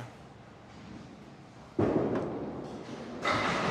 a good 9. Hopefully the right side. That way I can actually get service. Come on, bud.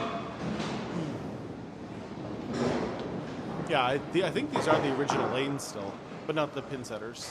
I mean, the original pin setters, yes, but not from when the place was built.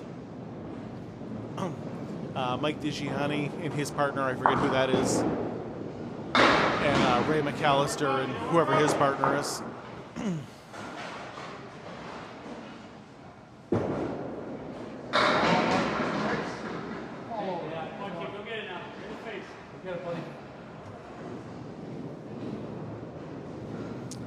Yep, family owned. In fact, the anchor bowler on Team Riverwalk is the owner here, Mark Ricci. His wife Melissa is behind the counter right now. Their 2 kids are here bowling all the time. Very much family-owned place. Most Candlepin bowling alleys are family-owned.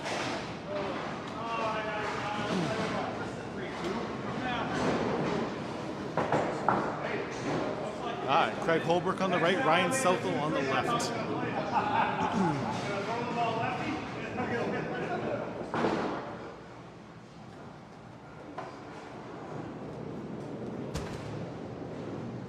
Hey, that's awesome.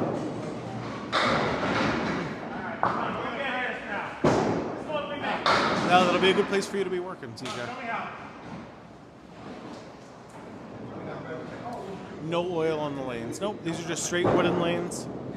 They do get a coating kind of put on them like once a year, or maybe even like twice a year or something, just basically to protect it, but that's about all.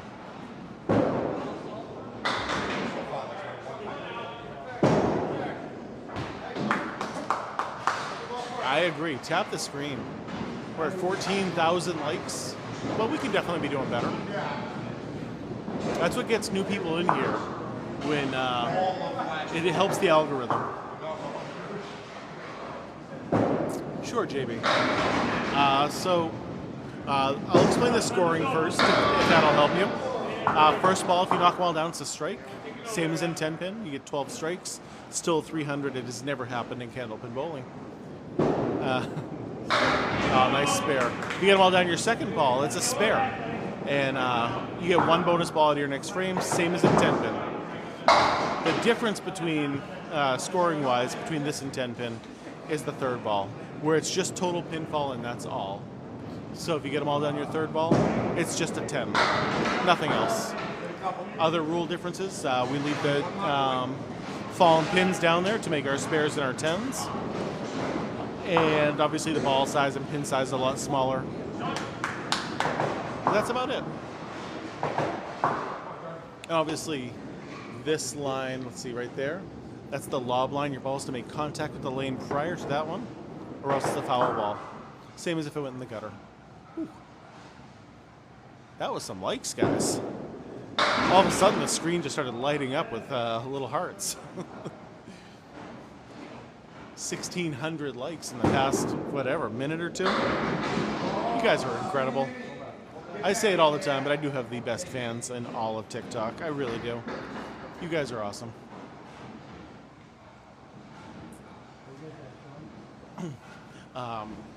Mostly, Michael, the real reason behind it is you don't want to change your throw that much.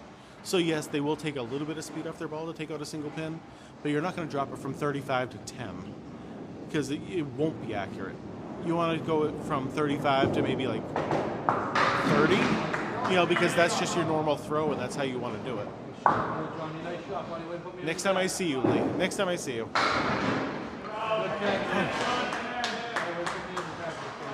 I appreciate it, Randy. I really do.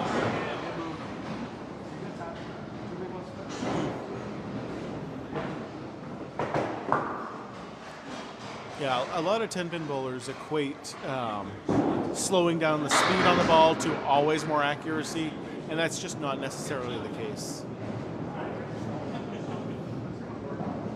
Yeah, you don't want to throw it, as hard as you can at one point, but you want to stay consistent with your throws.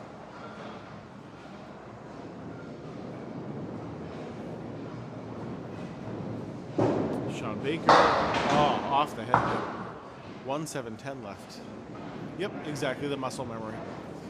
A lot of the times we're not really thinking about exactly where to put it up there. You just know you want to hit the head pin, so you throw it.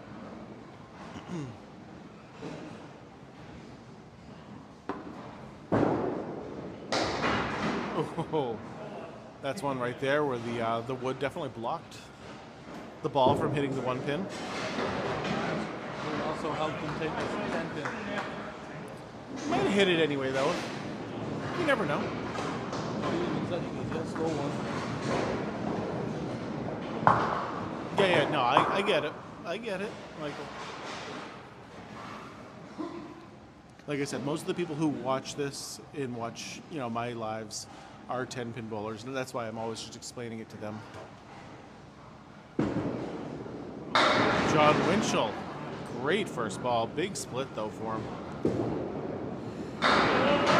Mark Ricci, who we were talking about earlier, owner here at Riverwalk Lanes, is up on the left-hand side.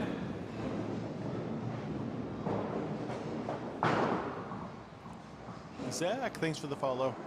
Getting ever closer to that 20,000 followers. Like I said, I'd like to get it in the next couple weeks, but that is still 500 more followers that I gotta get. Oh, what a try from Mark. There it is. I don't know what his average is. I would say somewhere around the 120. Right around 120. Highest score I've ever seen personally Steve Walker threw a 204 one time at Leo's Super Bowl in Amesbury. And he was balling on the lane next to me. It was incredible to see. Only 200 I've ever seen. I wish the schools around here would have bowling leagues, but they just don't. It's so sad.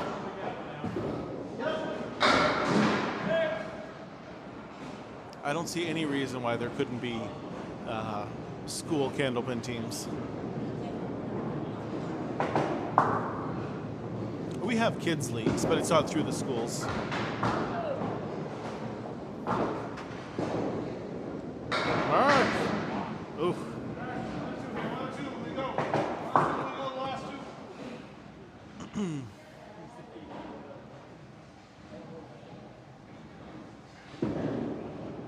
Now, the kids league at Academy Lanes, where I coached last year, I believe had 86 kids in the league. So it was great. We had, I don't know, about 10 different coaches there, all working hard to help out the kids. What's the difference between Candlepin and Duckpin?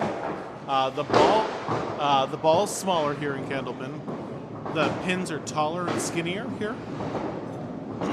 And we leave the fallen pins to make our spares and our 10s. Duckpin does not do that. I have bowled 10-pin, but so very, very rarely. I don't know what my best game is. Probably somewhere around 160, 180. I don't really know. It's just, I go for fun once in a while to try something different. Oh, that's awesome. Yeah, I coached it when my kids were in it, and now that they're older, I don't anymore. I probably should still, but I don't. 20,000, you guys are incredible. Almost 21,000 likes.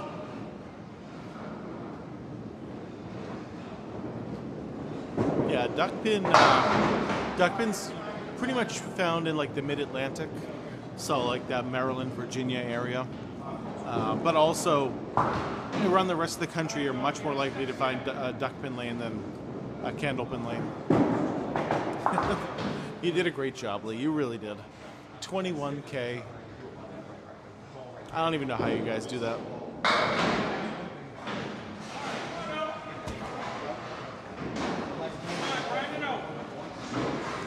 Well, they don't throw it as hard as possible. It does look like it because we throw it harder than a 10-pin thrower. But the way you get more pin action is with more speed on your ball.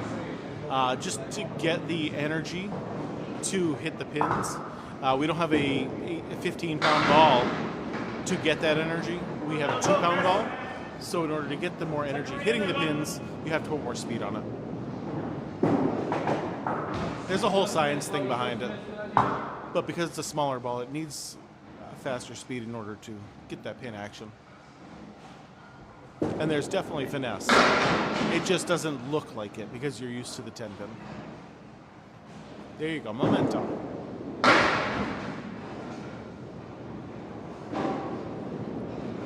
You gotta get those the pins to hit the side wall and come back in and knock down more pins.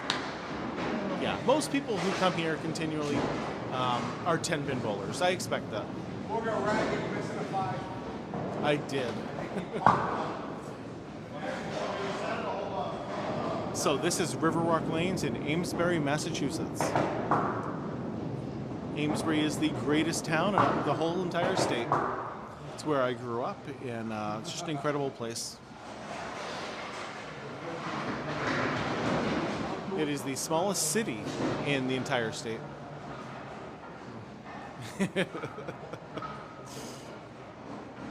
Steph's been a great addition tonight.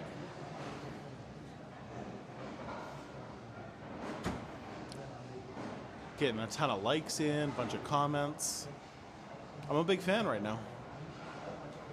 Skip, how's it going, buddy? Good to see you. Good evening.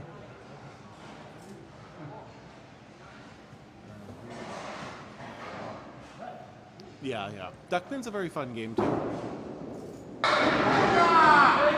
Great ball from Jeff Buggea. I haven't heard it a million times yet, but we're definitely in the thousands. So while yes, I probably am. There's a lot of Levesques out there, and if I am related, I don't have his phone number to call him. So it's not. Just ask you if you're related to Triple H. Of course. Yep. Yeah, I get it all the time. But like my grandfather had 12 brothers and sisters, and they had 12 brothers and sisters. So Isn't the Levesques one of the founding families around this area, like the Fullers and some of the other it names? feels like it. I think it is, Yeah. yeah. So like, there's just a lot of us around Very much so. in this small area. So yeah, I assume in some way he's probably a cousin or something, but I can't give him a call.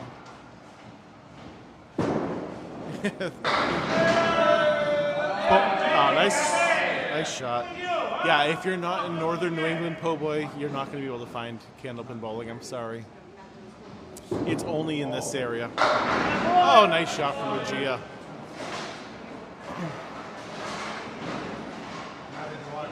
Yeah, I'm always surprised, po' boy, about how many people have just literally never heard of this game.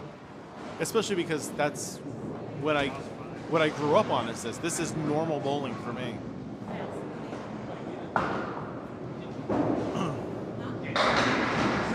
Oh, believe it or not, this is the normal way around here.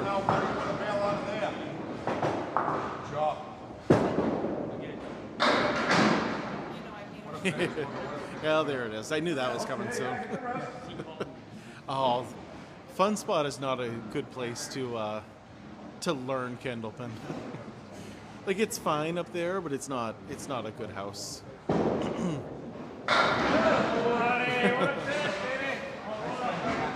There is no oil on the lanes at all, continually.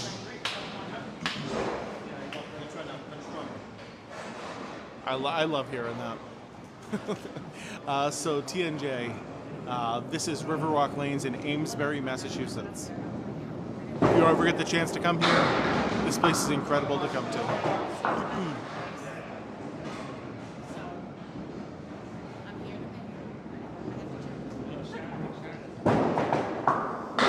Greg Holbrook all over the headpin.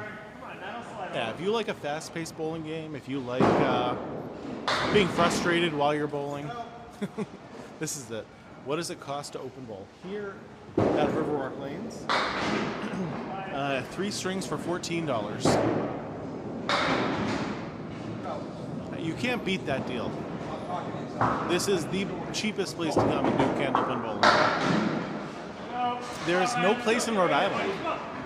Believe it or not, southern New England doesn't have this. So Rhode Island and Connecticut, there's nothing. You got to come a little farther north. Great ball from Ryan. Oh, how did that not hit it? I thought that fell right. Yeah, 3 games. Yep. A string is 10 frames. No, it's not Candlepin, po' boy. It's not Candlepin in Colorado.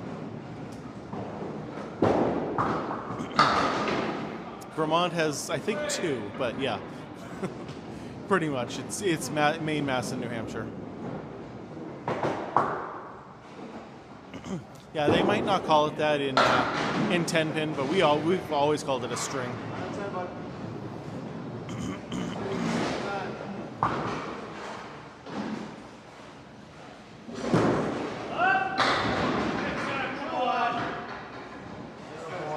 Again, that's probably just the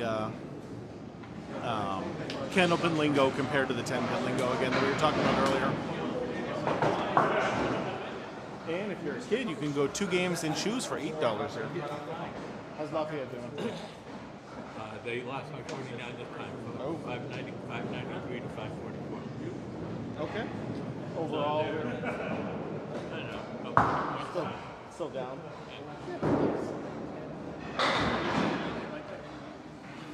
Bill's giving me an update on the other home team here, Lafayette. Can you curve the ball? You can, but if you want the best score you can get, you generally don't do that. It is not as hard as you can. You want to throw it as hard as you can accurately.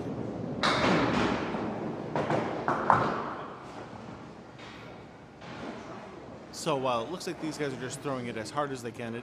They could probably throw it harder if they wanted to.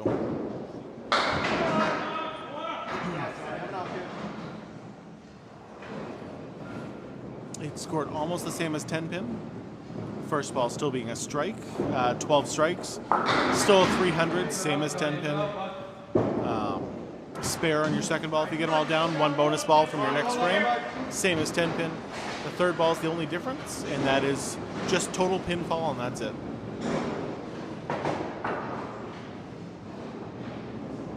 Yeah, I didn't think there was anything in Colorado.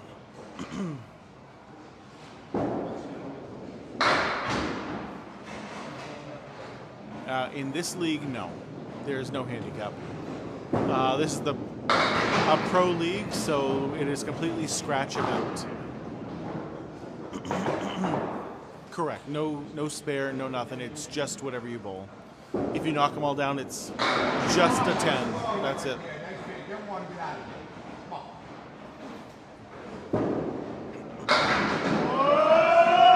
What a shot from Shawn Baker.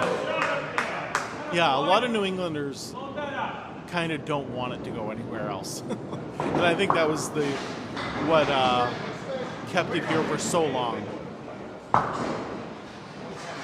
But it is, I'm doing my best to reach out and kind of get new audiences for it. Yeah, most leagues use a handicap, but this is a pro league, so there's nothing.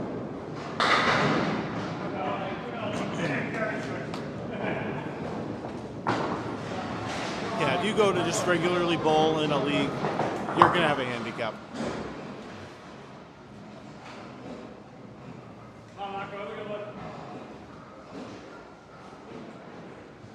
Looks like about a 25 pin difference right now. Absolutely. Make sure you give me a follow, because I'm trying to hit that 20,000 soon, so.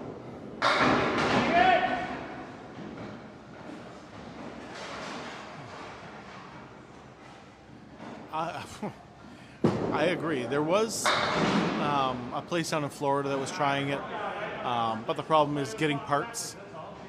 It was very difficult for them, so once a couple lanes broke down, they just gave up on it. You still aim for the head pin. You want to go for the 1-3 pocket or the 1-2 pocket, depending on how you throw. It is a lot of fun, pretty persuasive. It's more fun than 10-pin bowling. If you're just looking for the big numbers and the strikes every single time, 10-pin is for you. But if you want to be able to make your spares and 10s and get 3 throws, this is much better.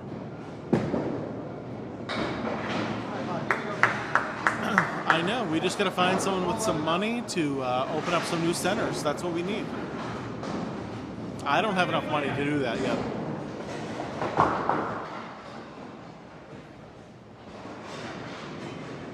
Yes, you can technically get a 300. It has never happened in the history of the game. No one's ever gotten a 300.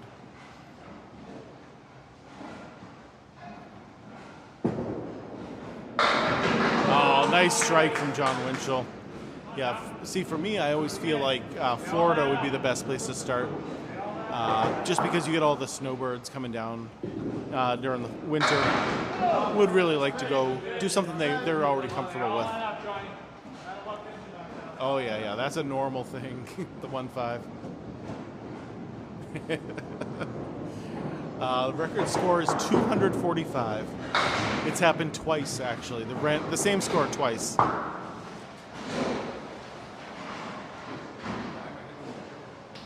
Same material as a 10-pin ball, either pro rubber or urethane.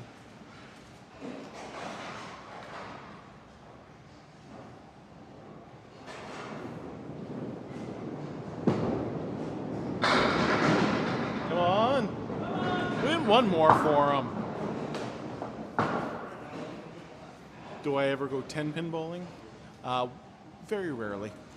Maybe once a year. That's about all. Just for something different. Wow. All the wood in the world doesn't work sometimes.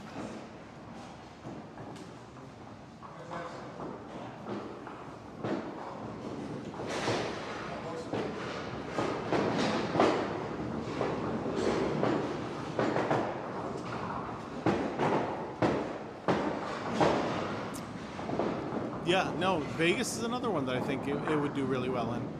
It's more like a fun thing in Vegas rather than like a serious house where they would have leagues and stuff. I think it would take off there.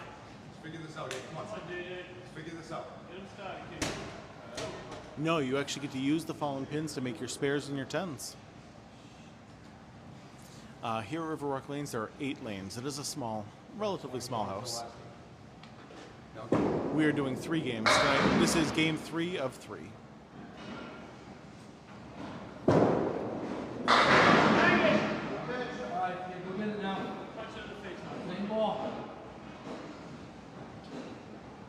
With Riverwalk taking 1 game and Hingham taking the other game. I will. Right after they're done. I got actually the scores for you guys. You can check it out. I'll wait till JJ misses this shot. Oh, and he hit it. All right, here we go. This is the scores so far. Those are all the names right there from everybody. Winchell with a nice 132 right there.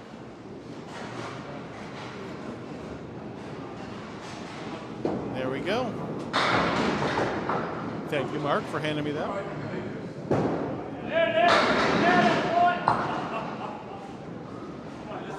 So it's a 20-pin difference between the two.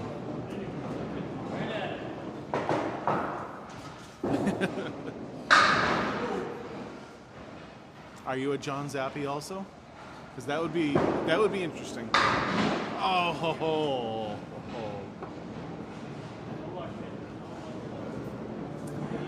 Yep, these lanes are 90 plus years old, believe it or not, John, or Cowboy fan. So a good average is 100. If you can average 100 in most regular leagues, you're going to be one of the best bowlers in your league. If you can average a 115, you can bowl with these guys. If you can average about a 135 plus, you'll be some of the best bowlers in the game.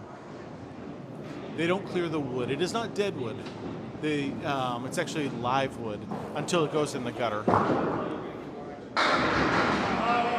You can actually use it to make your spares and your tens. Nice strike there from Zappi. Yeah, he actually did buy all new lanes that he was going to put in, and he decided to stick with these ones because that's the way he liked them. Sure, it would have also been a lot of work. That might have been a part of it, but...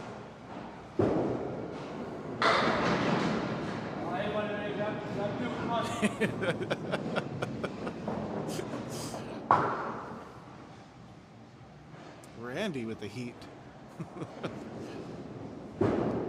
Yeah, you're not going to see many bowlers bowl like Jeff Buggea does.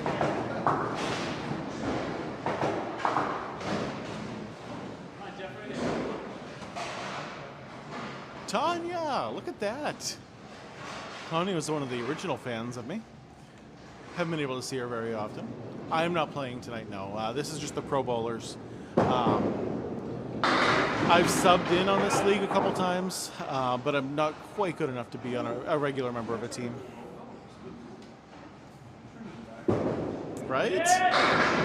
I love it when the OGs come back. But one thing about Tanya is she still messages me to let me know what's going on in her life and stuff. She's just been busy, which I like that. A Bills fan, okay. Well, we're gonna have to block this guy. I don't know who he is, but.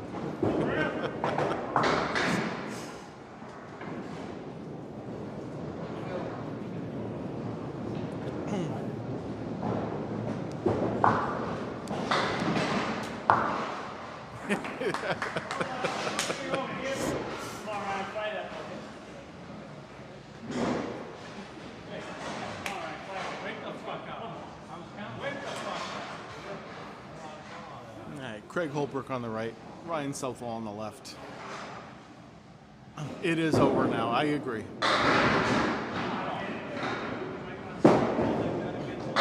Yep, that is what they're going for there. The owner here, Mark Ricci, who bowls on the Riverwalk team, wants the vintage look and feel.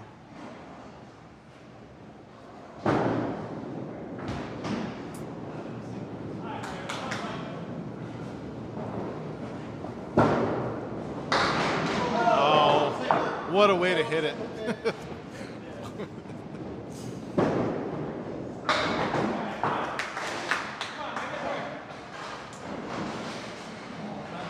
Look, I wish we had Brady still, but we just got to find a new quarterback, a new O-line, a new D-line, a new wide receivers, you know, some linebackers, and then we'll have a good team again.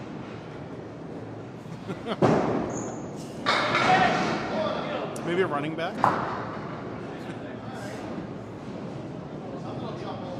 Yes. AJ, that does happen. You'll see it once in a while. It doesn't usually happen too often, but it definitely does. And if it doesn't hit a pin before it bounces back, it's actually a foul ball, and any pins it knocks down are then foul. It's very rare that happens. But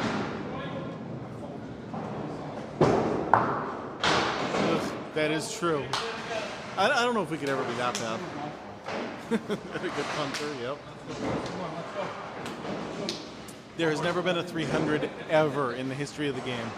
The game has been around since the 1880s, and it has never...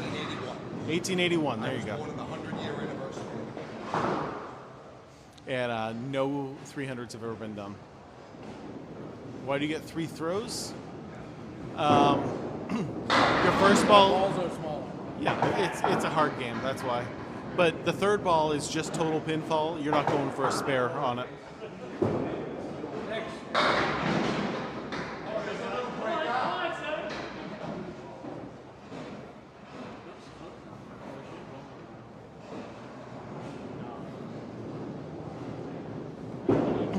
Well, this is regular bowling around here, too. Like, I know most people think of 10 pin as regular bowling, but it's around here, it is definitely the oddball.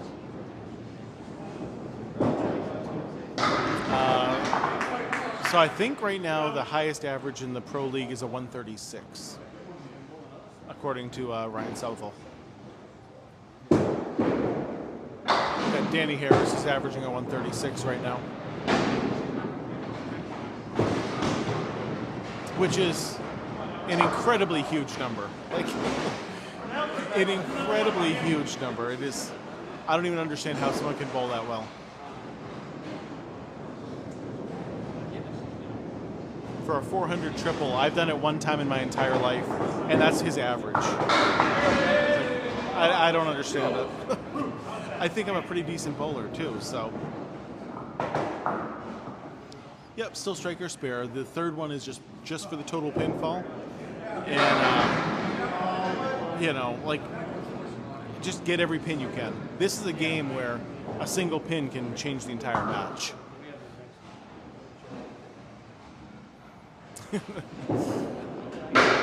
I say that all the time. Why is that not a strike? Why is that not a strike? It's just not. There's too much space down there. There's 12 inches between each pin, and the pins are only 3 inches wide. So there's a lot of room for those pins to go flying through.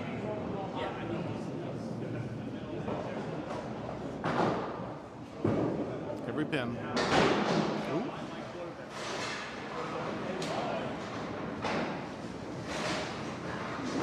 Quantum with the heart me. Thank you, thank you.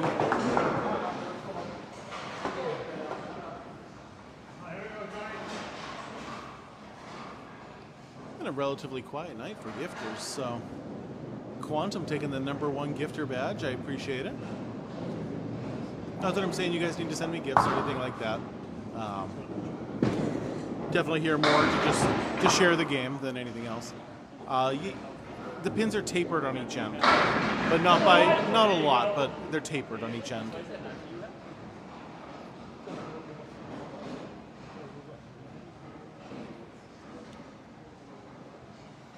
Don't worry about it, Steph. Don't worry about it. You brought a lot to it tonight. And I did. You sent me a gift, didn't you? At the very beginning? I feel like you sent a heart me or a rose at the very beginning. Maybe not, though, but I thought so. Yep. Oh, look at that. Dustin with a galaxy. What? Dustin, you are the best. Hi. AJ with the heart, me too. Thank you. Oh man, you guys are making me feel good right now.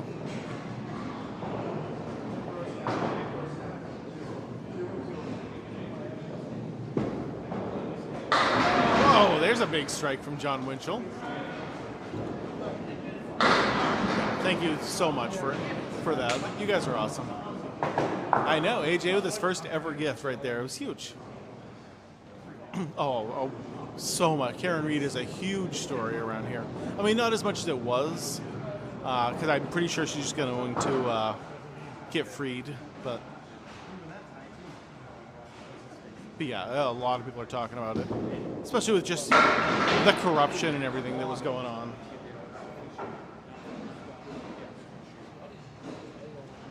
I mean, we all know there's corruption, but to actually see it in action is different.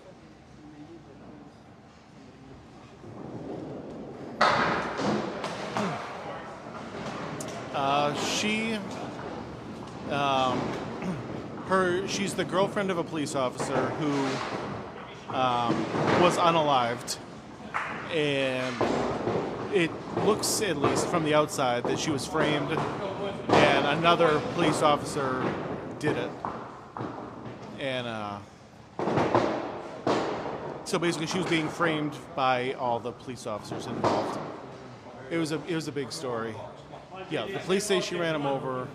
She's saying that he went into a party and a dog attacked him or something. It was a whole big thing.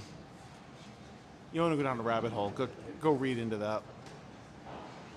Yeah, desired spot is still the pocket. Yep, between the 1, 2, 3. Generally, just stick around the head pin and throw it hard, so that way the pins scatter.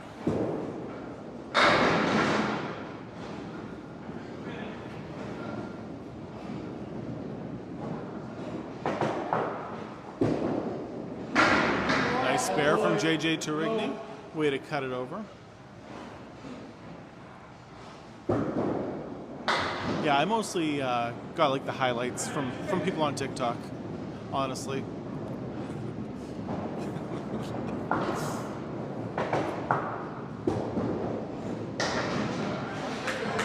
I like to think that it's my amazing personality that brings you guys in.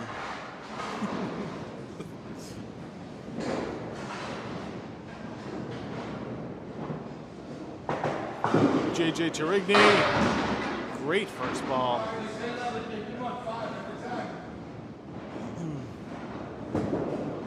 Shawn's on the head pin. Left with a big split though. A little too full.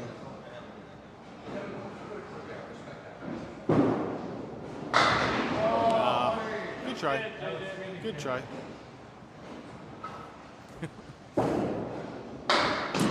I know like a lot of streamers and people who do this definitely do it the very classic way, like the ESPN commentator kind of thing. It's just not the way I do it. I like to talk to my audience. I like to, bowling is important, but it's just the background. And us talking is the more important part of it.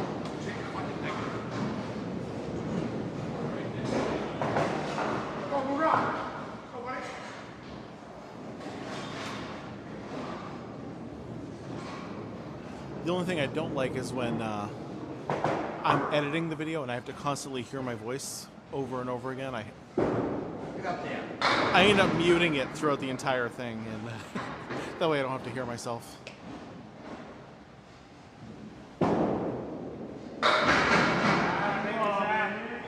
The 3 through 10. I don't call it that. Just the 310? No, I don't think we have a name for that.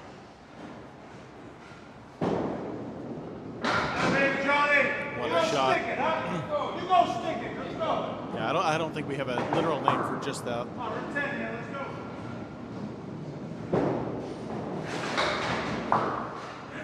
Probably because it doesn't happen as often.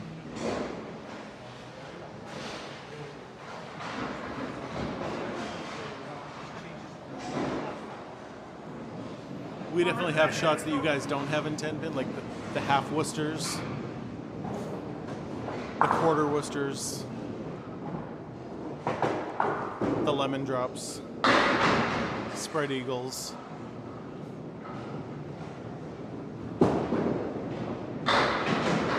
Oh, what a shot. Keep falling for him. Yeah, I would not have called that a baby split.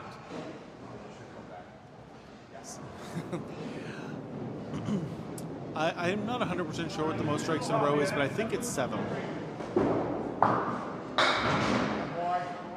This is definitely Massachusetts, yep. Riverwalk Lanes, Amesbury, Massachusetts. The best town in all of Massachusetts. It's going to be a tough shot no matter what. Good stick. Yes. You gotta almost be like really perfect with your throw because the ball is so small. Like if you're off by an inch, you're off by way too much. Netanyahu, what's happening, buddy? Good to see you. Is your profile picture your feet? That's just weird. Oh, great ball from Ryan Southall, leaving just the 7-pin. I think that's a new picture for you. I don't think I've seen that before. Best lobster roll in town is at the Barn Pub and Grill. It is a foot-long lobster roll. I think it's only like $20. It's delicious. It's great.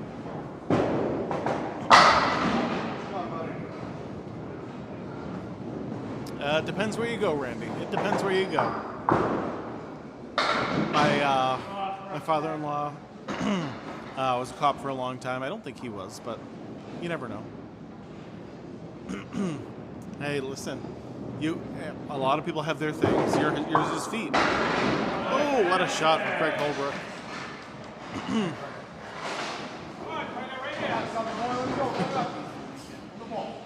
Is keeping score the same.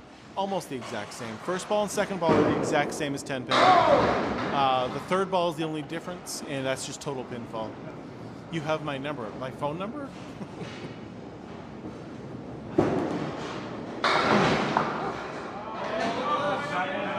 I don't know.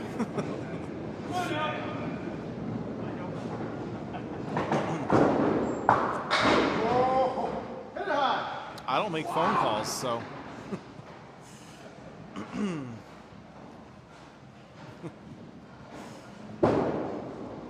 Craig, nice spare right there. Yeah, duckpin bowling's a lot of fun, but it's not nearly as fun as Candlepin. Candlepin is the best kind of bowling.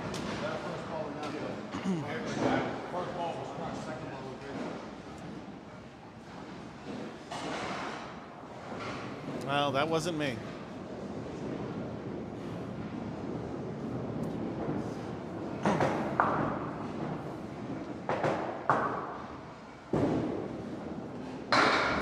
Yeah, depending on when you're up here, send me a message and I'll point you in the right direction of where you should go. Candlepin is definitely the hardest form of bowling. Definitely the hardest. John Starner, all over the head pin. Nothing going though. Still a big split. Shawn Baker with a nice spare. Let's go.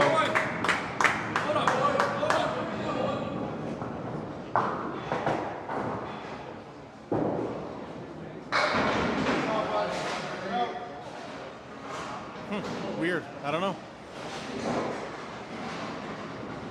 How many Whatley?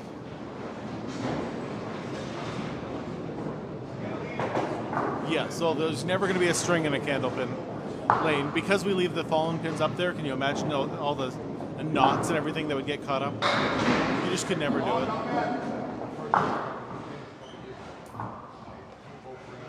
How many viewers tonight? Let me see if I can... we've had only 8,500 people watch tonight. It's been quiet.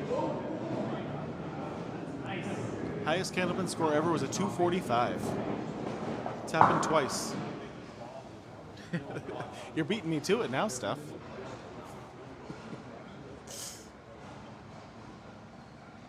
It's not going to take long until you know all the questions and all the answers. I'm in 2 leagues right now. What a shot from John Starner. Sunday night and Tuesday night. And then I'm doing a couple tournaments here and there. Hey, there's one to get you going. Dude, there was a time when I was over 1,000 constantly watching. I mean, you look at my mixed worlds last year. I had almost 1 million viewers that one video, or that one live. In this place, Eric, yes, it is still pencil and paper here. It all depends on where you go. This place wants the vintage feel, and so they're staying with the pencil and paper. Yes, all you need is a 246. It's easy. Yeah, I know you have. You're definitely one of the OGs and for a long time, but then something happened in the algorithm and it just dropped for whatever reason.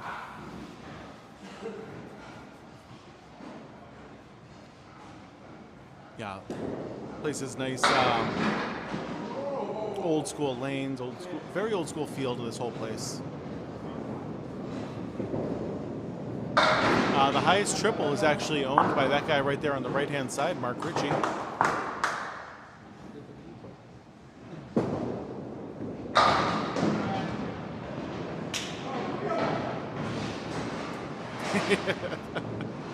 Even in my dreams, I don't throw a 200. I just want that 170, you know? Give me that, I'll be happy.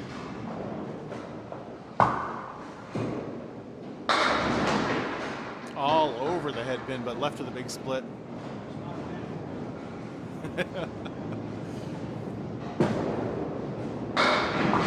I got a 300 once too. Took me 4 games, but I got it. You cannot re-rack, no. Nope. Once the pins are there, that's what you got. Nice shot, Marky, nice shot. I mean, the wood helps most of the time, but then sometimes it's a blocker. If you've been watching tonight, there's been a few shots where the pins have been blocked. Yeah, I'd take a 300 series also. Yes, there's nationals and internationals. The men's worlds tournament is coming up next month. So it'll be 12 Canadian teams coming down and 12 American teams going at it next month in Nashua, New Hampshire. Yeah, that sounds about right. Like, it's a hard game, Class Clown.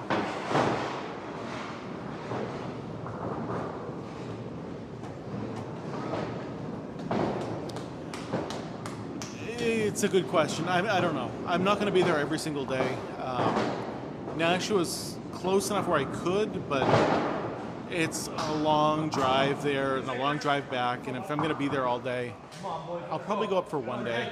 But that'll be about it. I also have work and everything else. You know, like, it's tough for me to take time off and be able to do it.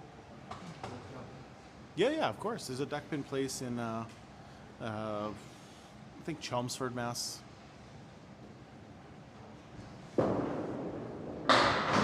Highest average here, right around the 120. I don't know who it is, but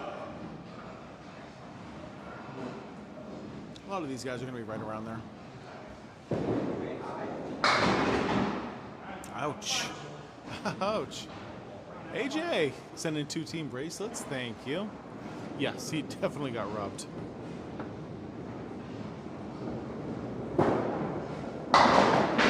Oh! But then again, you throw so fucking hard. I don't get that. 40,000 likes. I don't think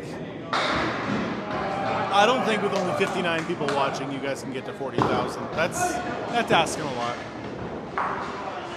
Especially where we only have 6 frames to go for each bowler.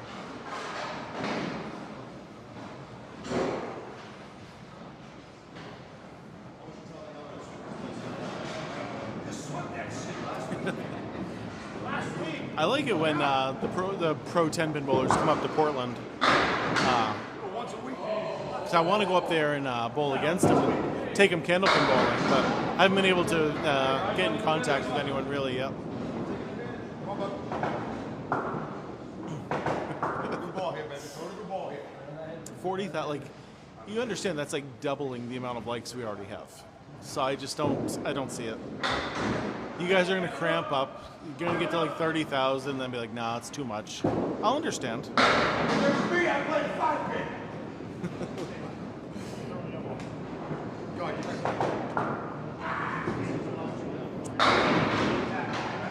Come on, one more for him. One more, Chris.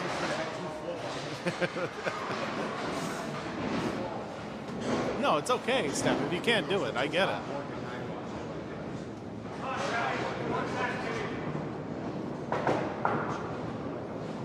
Now, when they have those big 10-pin tournaments, like, how many bowlers go to those? Shawn, Zappi. Oh, way off to the right there.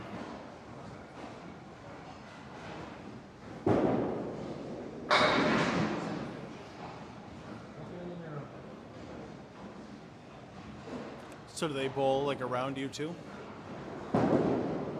Because I assume they do like regular leagues.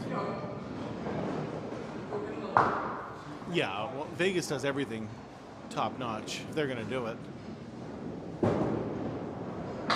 Jeff Buggea off to the right now, leaving the. It is true. Okay. Oh, what a shot! The Raiders were brought up, and I'm like, oh yeah, that is true. Oh, okay. It goes for months. That makes sense. That makes a lot of sense.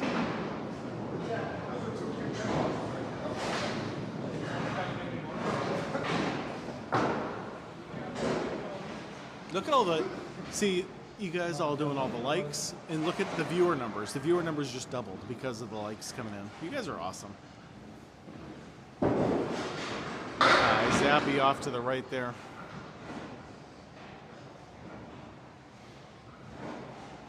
Jeff Buggea.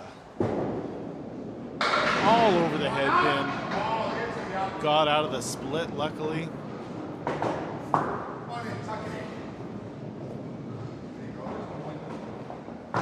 I wish you had these in Michigan also. I'm doing my... Oh, it's hit. Come on, fall down. I'm doing my best to try to bring this around the country, but I'm only one person just showing it off.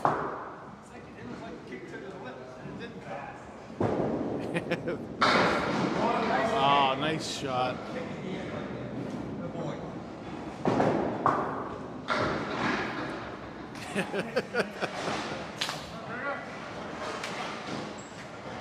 Hi, that's not bad. A 96 average is a good average to have.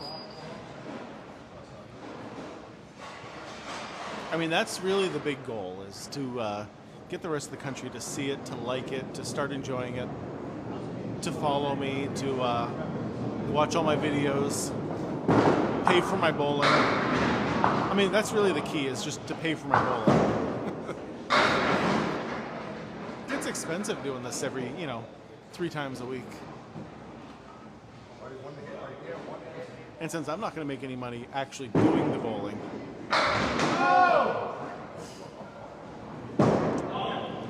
Oh, somehow he kept it on the lane. It didn't even go in the gutter. That was an impressive shot. Steph sharing the live multiple times. Holy cow. The shares just keep coming in. Yeah, it all depends on the league, how much it costs. My Tuesday night league is like $32 a week, and my Sunday one is only $20.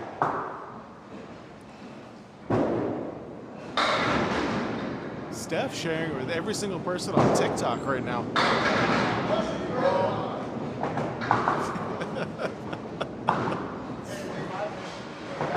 Steph, you are the best.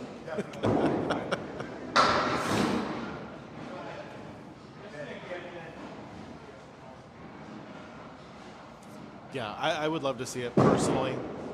And I think if it was brought around to different places, it would take off. It would do really well. Everybody in this league is better at Candlepin than 10-pin. Nothing like this in Oregon at all. This is a very regional sport and pretty much only found here in northern New England. Absolutely. I understand. You guys just put in a lot of work. We went up, what, 6,000 likes? That's incredible. You guys are awesome. Yeah, plenty of places to go right north of the border, but nothing in Connecticut at all. I agree with you, baked goods. I'm trying my best. I just don't have enough money to start opening up new places. No, there's no duck. Oh yeah, there's duck pin in Indiana, not Candlepin. Oh, good try right there. Dog latte. This is Riverwalk Lanes in Amesbury, Massachusetts. The greatest little town in the entire state of Massachusetts, right here.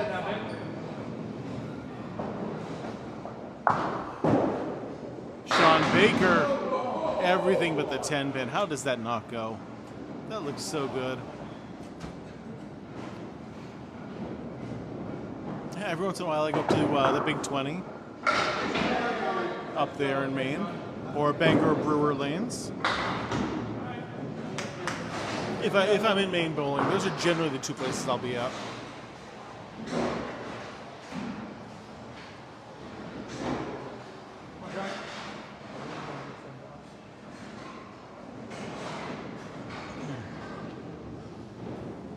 Shawn Baker all over the head pin again. Completely robbed on that throw. Oh. Oh, the Newport Entertainment Center. Yeah. All right, Dustin. Again, thank you so much for the big gift. I appreciate it. You're awesome. I will. I'll be live again tomorrow morning at 9 a.m. if you want to watch again.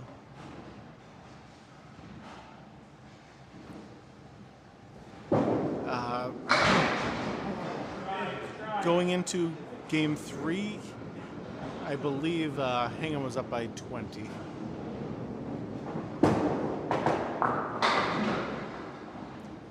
Yes, 20. Good. My memory worked. Subaru, it really depends on the bowler. I do the spot, but a lot of people look at the pins. You can usually tell, looking at the guy's head, like where they're looking, where it's going to go, or what they look at. Difference between duck pin and Candlepin. Duck pin balls are a little bit bigger. Their pins are a lot shorter and fatter. And they clear all the wood, and we get to use the wood to make our spares and our tens. Scoring is almost the exact same as 10-pin. First ball is still a strike, second ball is still a spare. Third ball is the only difference, and that's just total pinfall.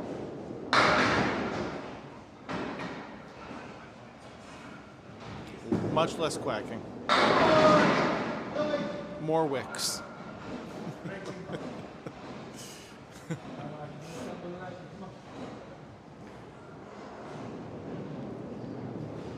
Yeah, even though John Winchell has more pins up there, I like his better.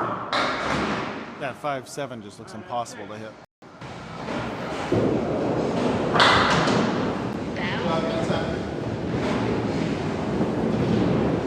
So this place doesn't have foul lights. It is on our system. So if you go over the foot foul line, you call it on yourself. All right, Johnny, come on down, one here. Keep over here, bud. Yeah, Academy has at least 2 teams that are pro teams. Yeah, Candlepin Bowling Network usually covers them.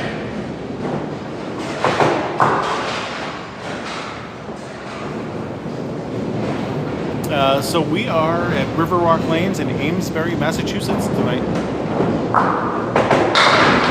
Yes, so generally they throw the ball between 30 and 40 miles an hour. Because we don't have the momentum and the power of the a 15-pound ball, we're only throwing a 2-pound ball. We need to throw it a little faster to get that energy, to get the pins to move. 39,000. I'll shut off the likes now. That way I'm not wrong. You guys are actually pretty incredible because you did it all before they finished 2 frames each. Which is just crazy to me. I would guess his probably in the high 30s. Probably like 37, 38 miles an hour. His body motion is the biggest part of him. 40,000 likes. You guys are awesome. Get some ice on those thumbs. Yes, these guys are the pro Candlepin bowlers in the area.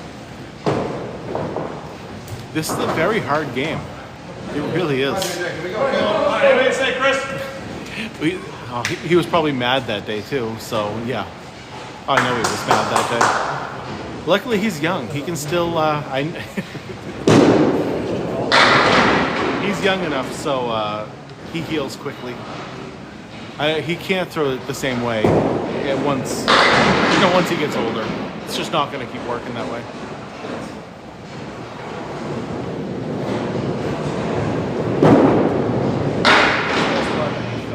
You should definitely bring your kids here. It's a great bowling alley to come to. I'm shocked as always. As I've said many, many times, I have the best fans on all of TikTok. You guys are incredible. I don't know how you do it. I really don't, but I appreciate every single like, every single share you guys have done tonight. It's made a great night for me.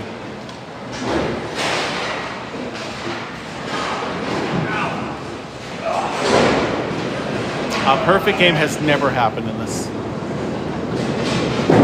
It is so hard of a game that just throwing 12 strikes in a row just seems impossible to anybody who's actually done it.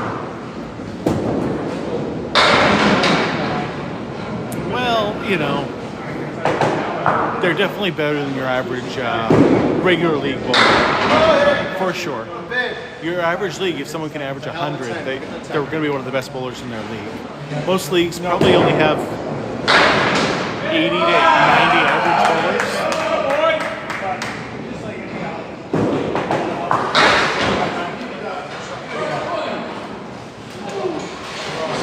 Nope, you just palm it. There's no finger holes in the ball.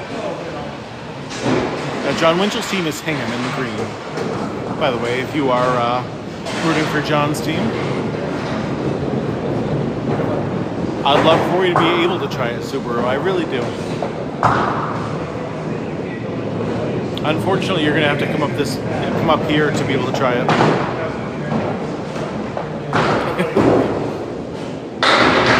Oh, what a strike from Jeff Buggea. Nice fill up there, Bob. Well, come on up. Check out the leaves right now. They're changing. Pretty soon, I'm going to say don't come up here because you don't want to be up here when it starts snowing.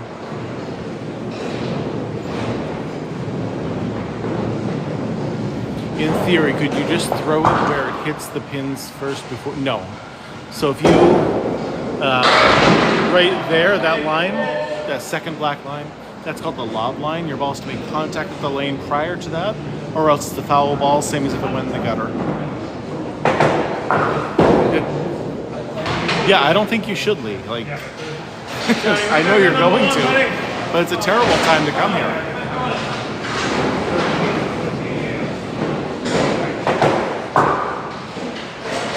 Hi, Jay.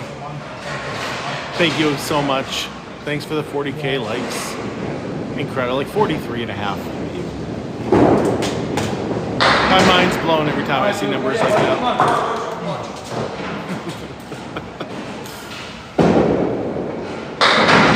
And they're already talking this is going to be one of the bad winters. Like La Nina is going to come up here and it's going to be bad. And we've had such a nice winters for the past 2 years, so it's going to be a tough one. Past 2 years, I think it snowed like 3 days, and that's it. Catch it!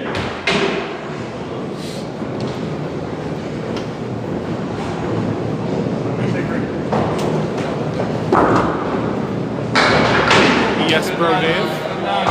I see you tagged me, but if you're asking a question and it might include a word that can't be said, you just spell it differently if you have to.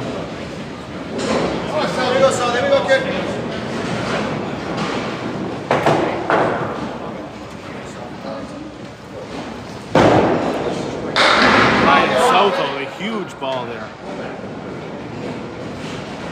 One pin left standing for him.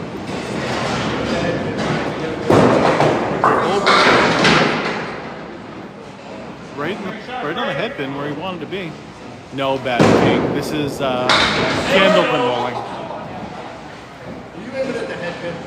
Duck pin pins look more like 10 pins but shorter. These are tall and skinny, and they look like candles. Try Greg for the first time. It's just a bad joke. It is a fact. But at least you know what we're doing.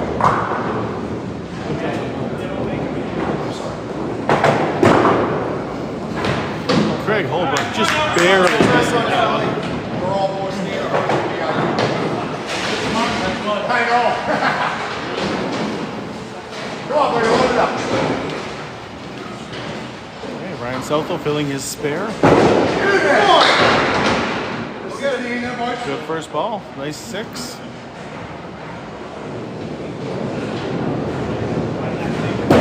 Craig Holbrook to the left. Yeah, this is normal bowling. Normal around here at least.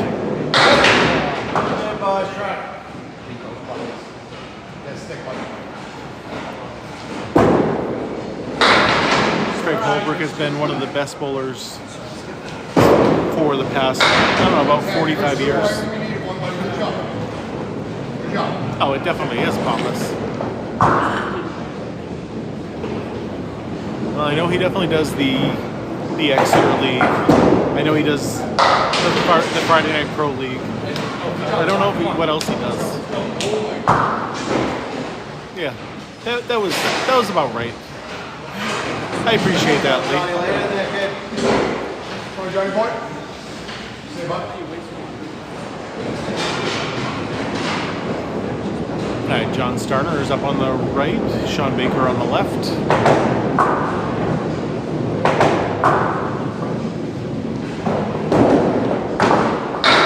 Starner with a half Worcester to the right-hand side.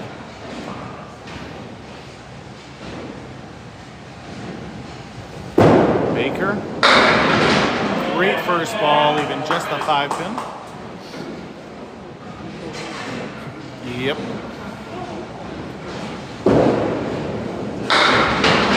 No, that was smart. That was a good mute. I don't understand why people are like that.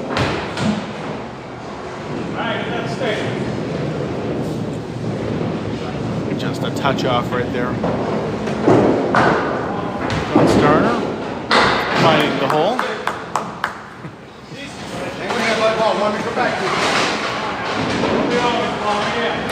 This is harder than 10-pin bowling, Perry.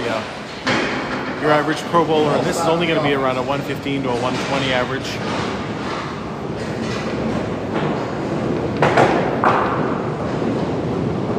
And no one's ever thrown a perfect game in this.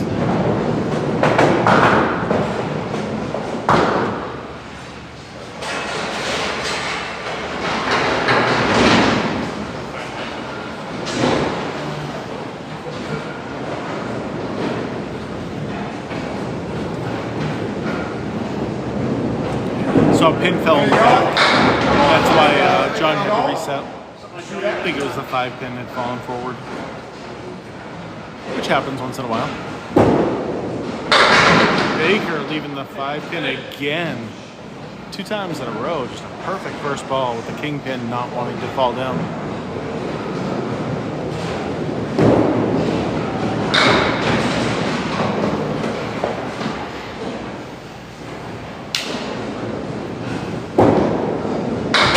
He makes this spare though.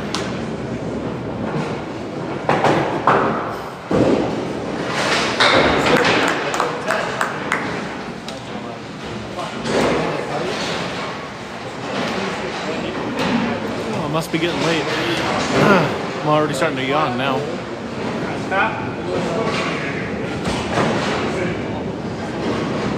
Yep. I don't think he has an H in his name. I think it's just Jon. How do you score this? Almost the exact same as 10 pin. First ball still a strike. 12 strikes is still 300. Spares are the exact same also. With one bonus ball out of your next frame still going in. The third ball is the only difference between the two. And it's just total pinfall, and that's all. Green team is from the South Shore Country Club in Hingham, Massachusetts.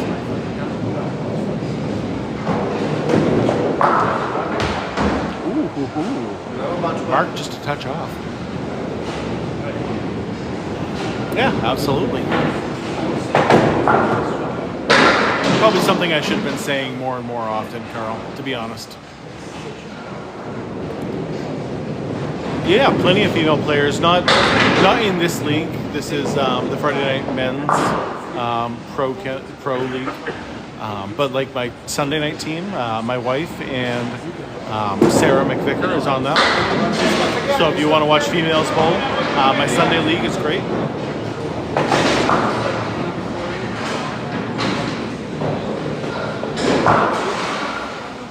Absolutely. And then Tuesday is my Tuesday league is mostly men, but there's like 10 women I think in the entire league.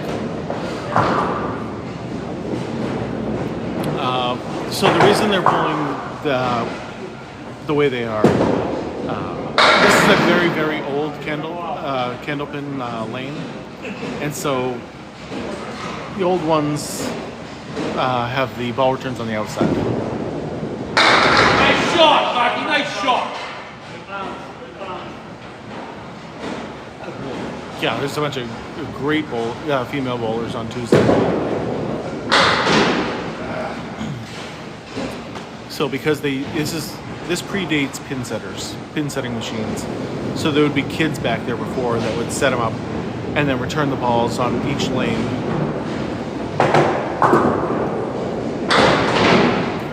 So a kid would be sitting in between 3 and 4, and then when a ball came in from 3, you'd return it down to 3's ball return, and then same with 4. And that's why it's not down the middle. Oh man! All right, we are going into the final 2 frames for each bowler. It is 458 to 436. You guys. Okay. Who's at 458? Okay. So I think it's. Thank you. I believe it's a 2-pin game. But they got 2, we got 1. One gentleman. Come on. Who wants it? Who wants it?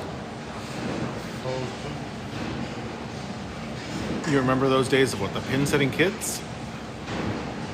It is very hard to strike. According to Candlepin Bowling Network, the average pro bowler only throws about 1 strike per game on average.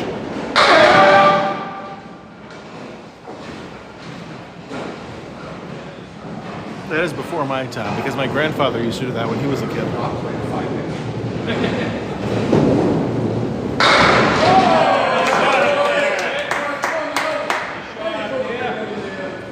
For the 3-6-10, your best option is to go in between the 3 and the 6.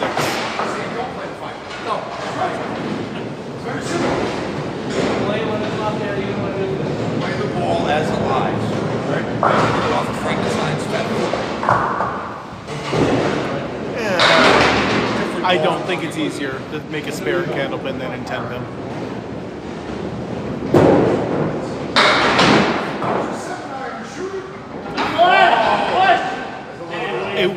It would be fun to have kids do it still, but it would take so much longer, and they wouldn't be set up in the perfect way every single time.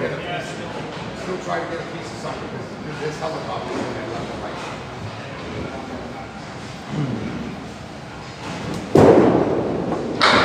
Oh, what a shot from JJ. What What a shot.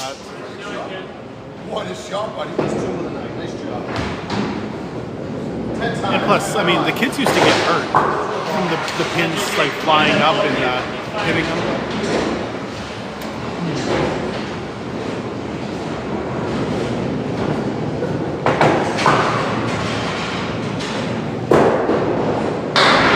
JJ with a fill.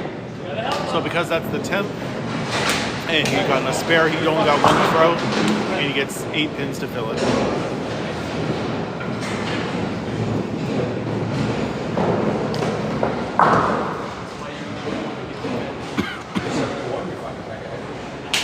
My grandfather used to tell me that he would be in the back and he would be like, ooh, ow, and you know, like pretending to get hurt. That way he would get bigger tips. Yeah, no, they were literally back there setting the pins up because there were no automatic pin setters yet.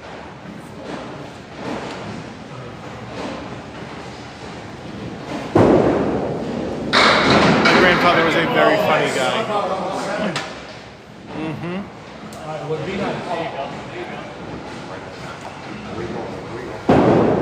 Catch it. Go get it. Oh, what a way to play it. What a way to play it.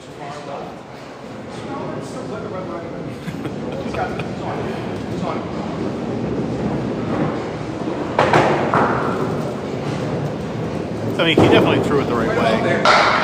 Nice spare for Buggea.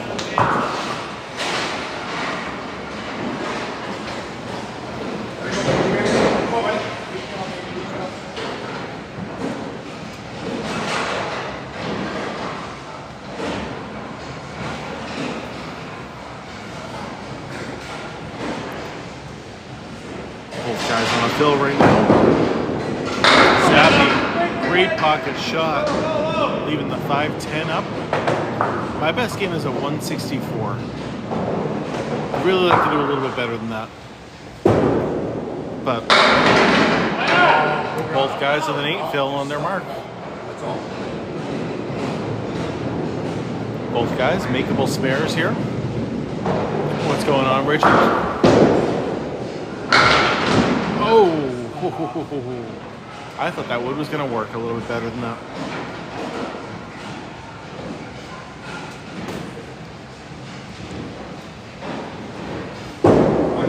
Buggea! Nope. Getting nothing out of that. Might as well hit 50K before we finish. Is that what you're saying, Steph? This game's happy.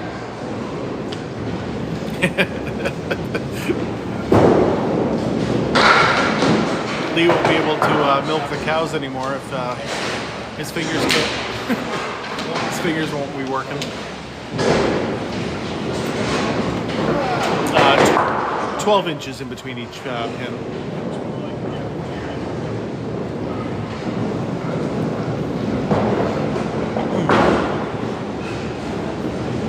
Yeah, no, I fully believe it.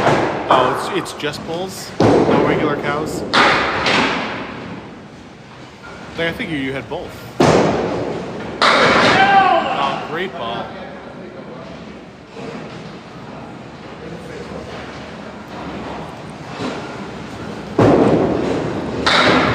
Well, whatever you do, don't milk the bulls then, okay? Yeah, you better go to church. Don't you dare come in here to this side. It's my church. You better go to fucking church.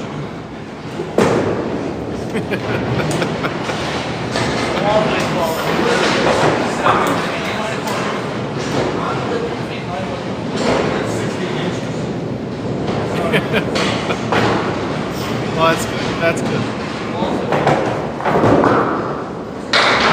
Ooh, great Holbrook. Missed the head. Ryan Southall, great first ball there. Leaving a triangle on the left.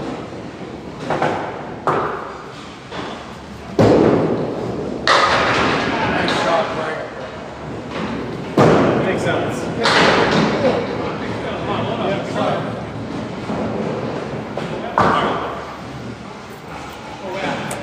Third balls count,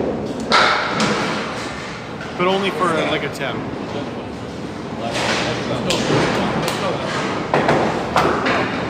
think I got 2 off. That's good.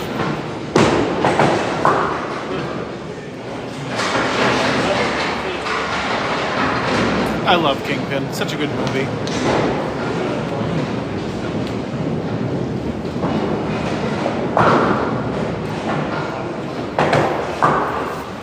Candlepin bowling is a very, very hard sport.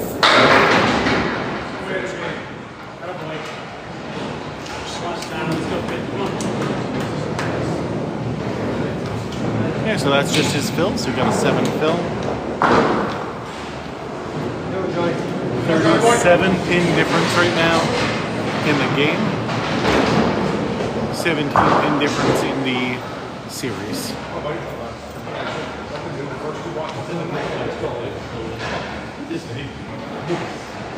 It's been a little while since I've seen it. Probably it's one of those ones that I should watch again soon.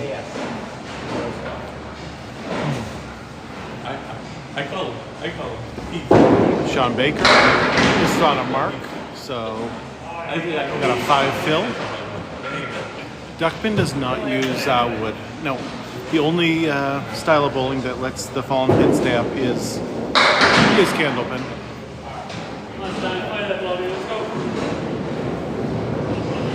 Oh, fully agree, Sojourn. Oh, beautiful spare.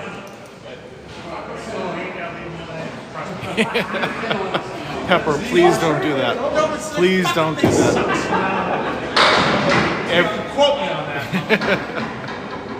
Every Candlepin bowler has a regular job, so definitely don't do that.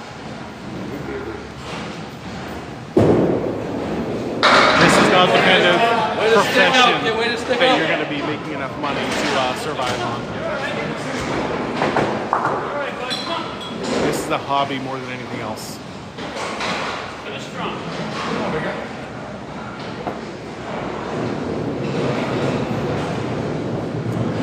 Shawn Baker filling his spare again. Half Worcester to the left.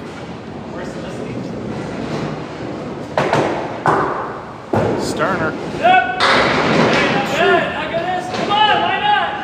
Getting the home field advantage on that shot. This is Amesbury, Nick. Steph, like for real, thank you. You've been a light tonight for sure in the chat. You were incredible.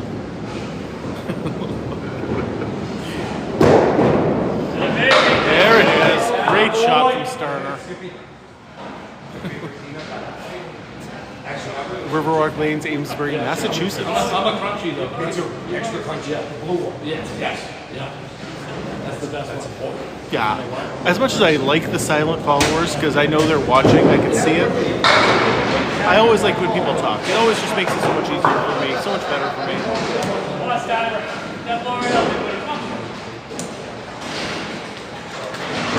Yeah, I never went to any of the semi-whites because that was all after, like, I started really bowling well after those were all closed.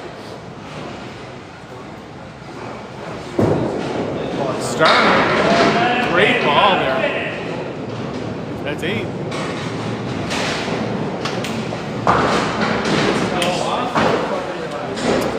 I don't even know who that is, so no.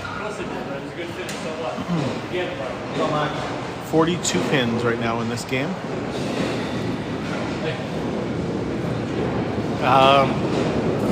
It's a really good match. Right now, it's Riverwalk has a 22 pin lead for this series.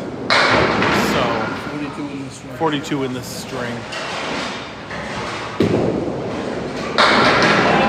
Great first ball. That was on a mark too.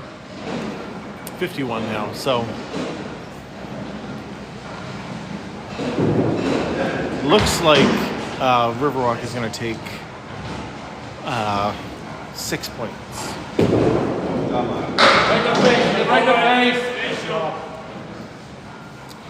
Dole, this is called Candlepin bowling, and it is the best kind of bowling there is. Going into the final frame for both bowlers, both teams.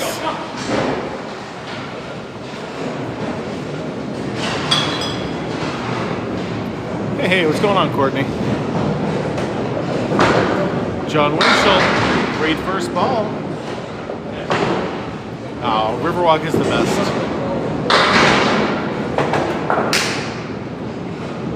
Pretty much cements everything.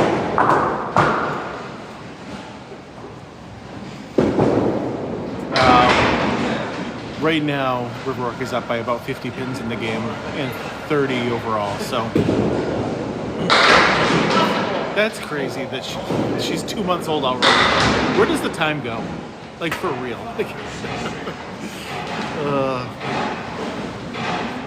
you're gonna have to send me a picture so I can actually see. Alright. That is the game, everybody. Riverwalk Lanes took 6 points out of the 8. Winning most of the games. The only thing they lost was game 2. So now they're all just saying their, goodbyes to everybody. But seriously, everybody, thank you all so much. You guys were awesome tonight. Thanks for all the gifts. Thanks for all the likes. 48,000 likes. I mean, we almost hit 50,000. Incredible numbers. You guys have been great. So next time I'll be live is tomorrow morning at 9 a.m. So if you want to come watch, I'll be here. And until then, everybody, have a great night. Be safe.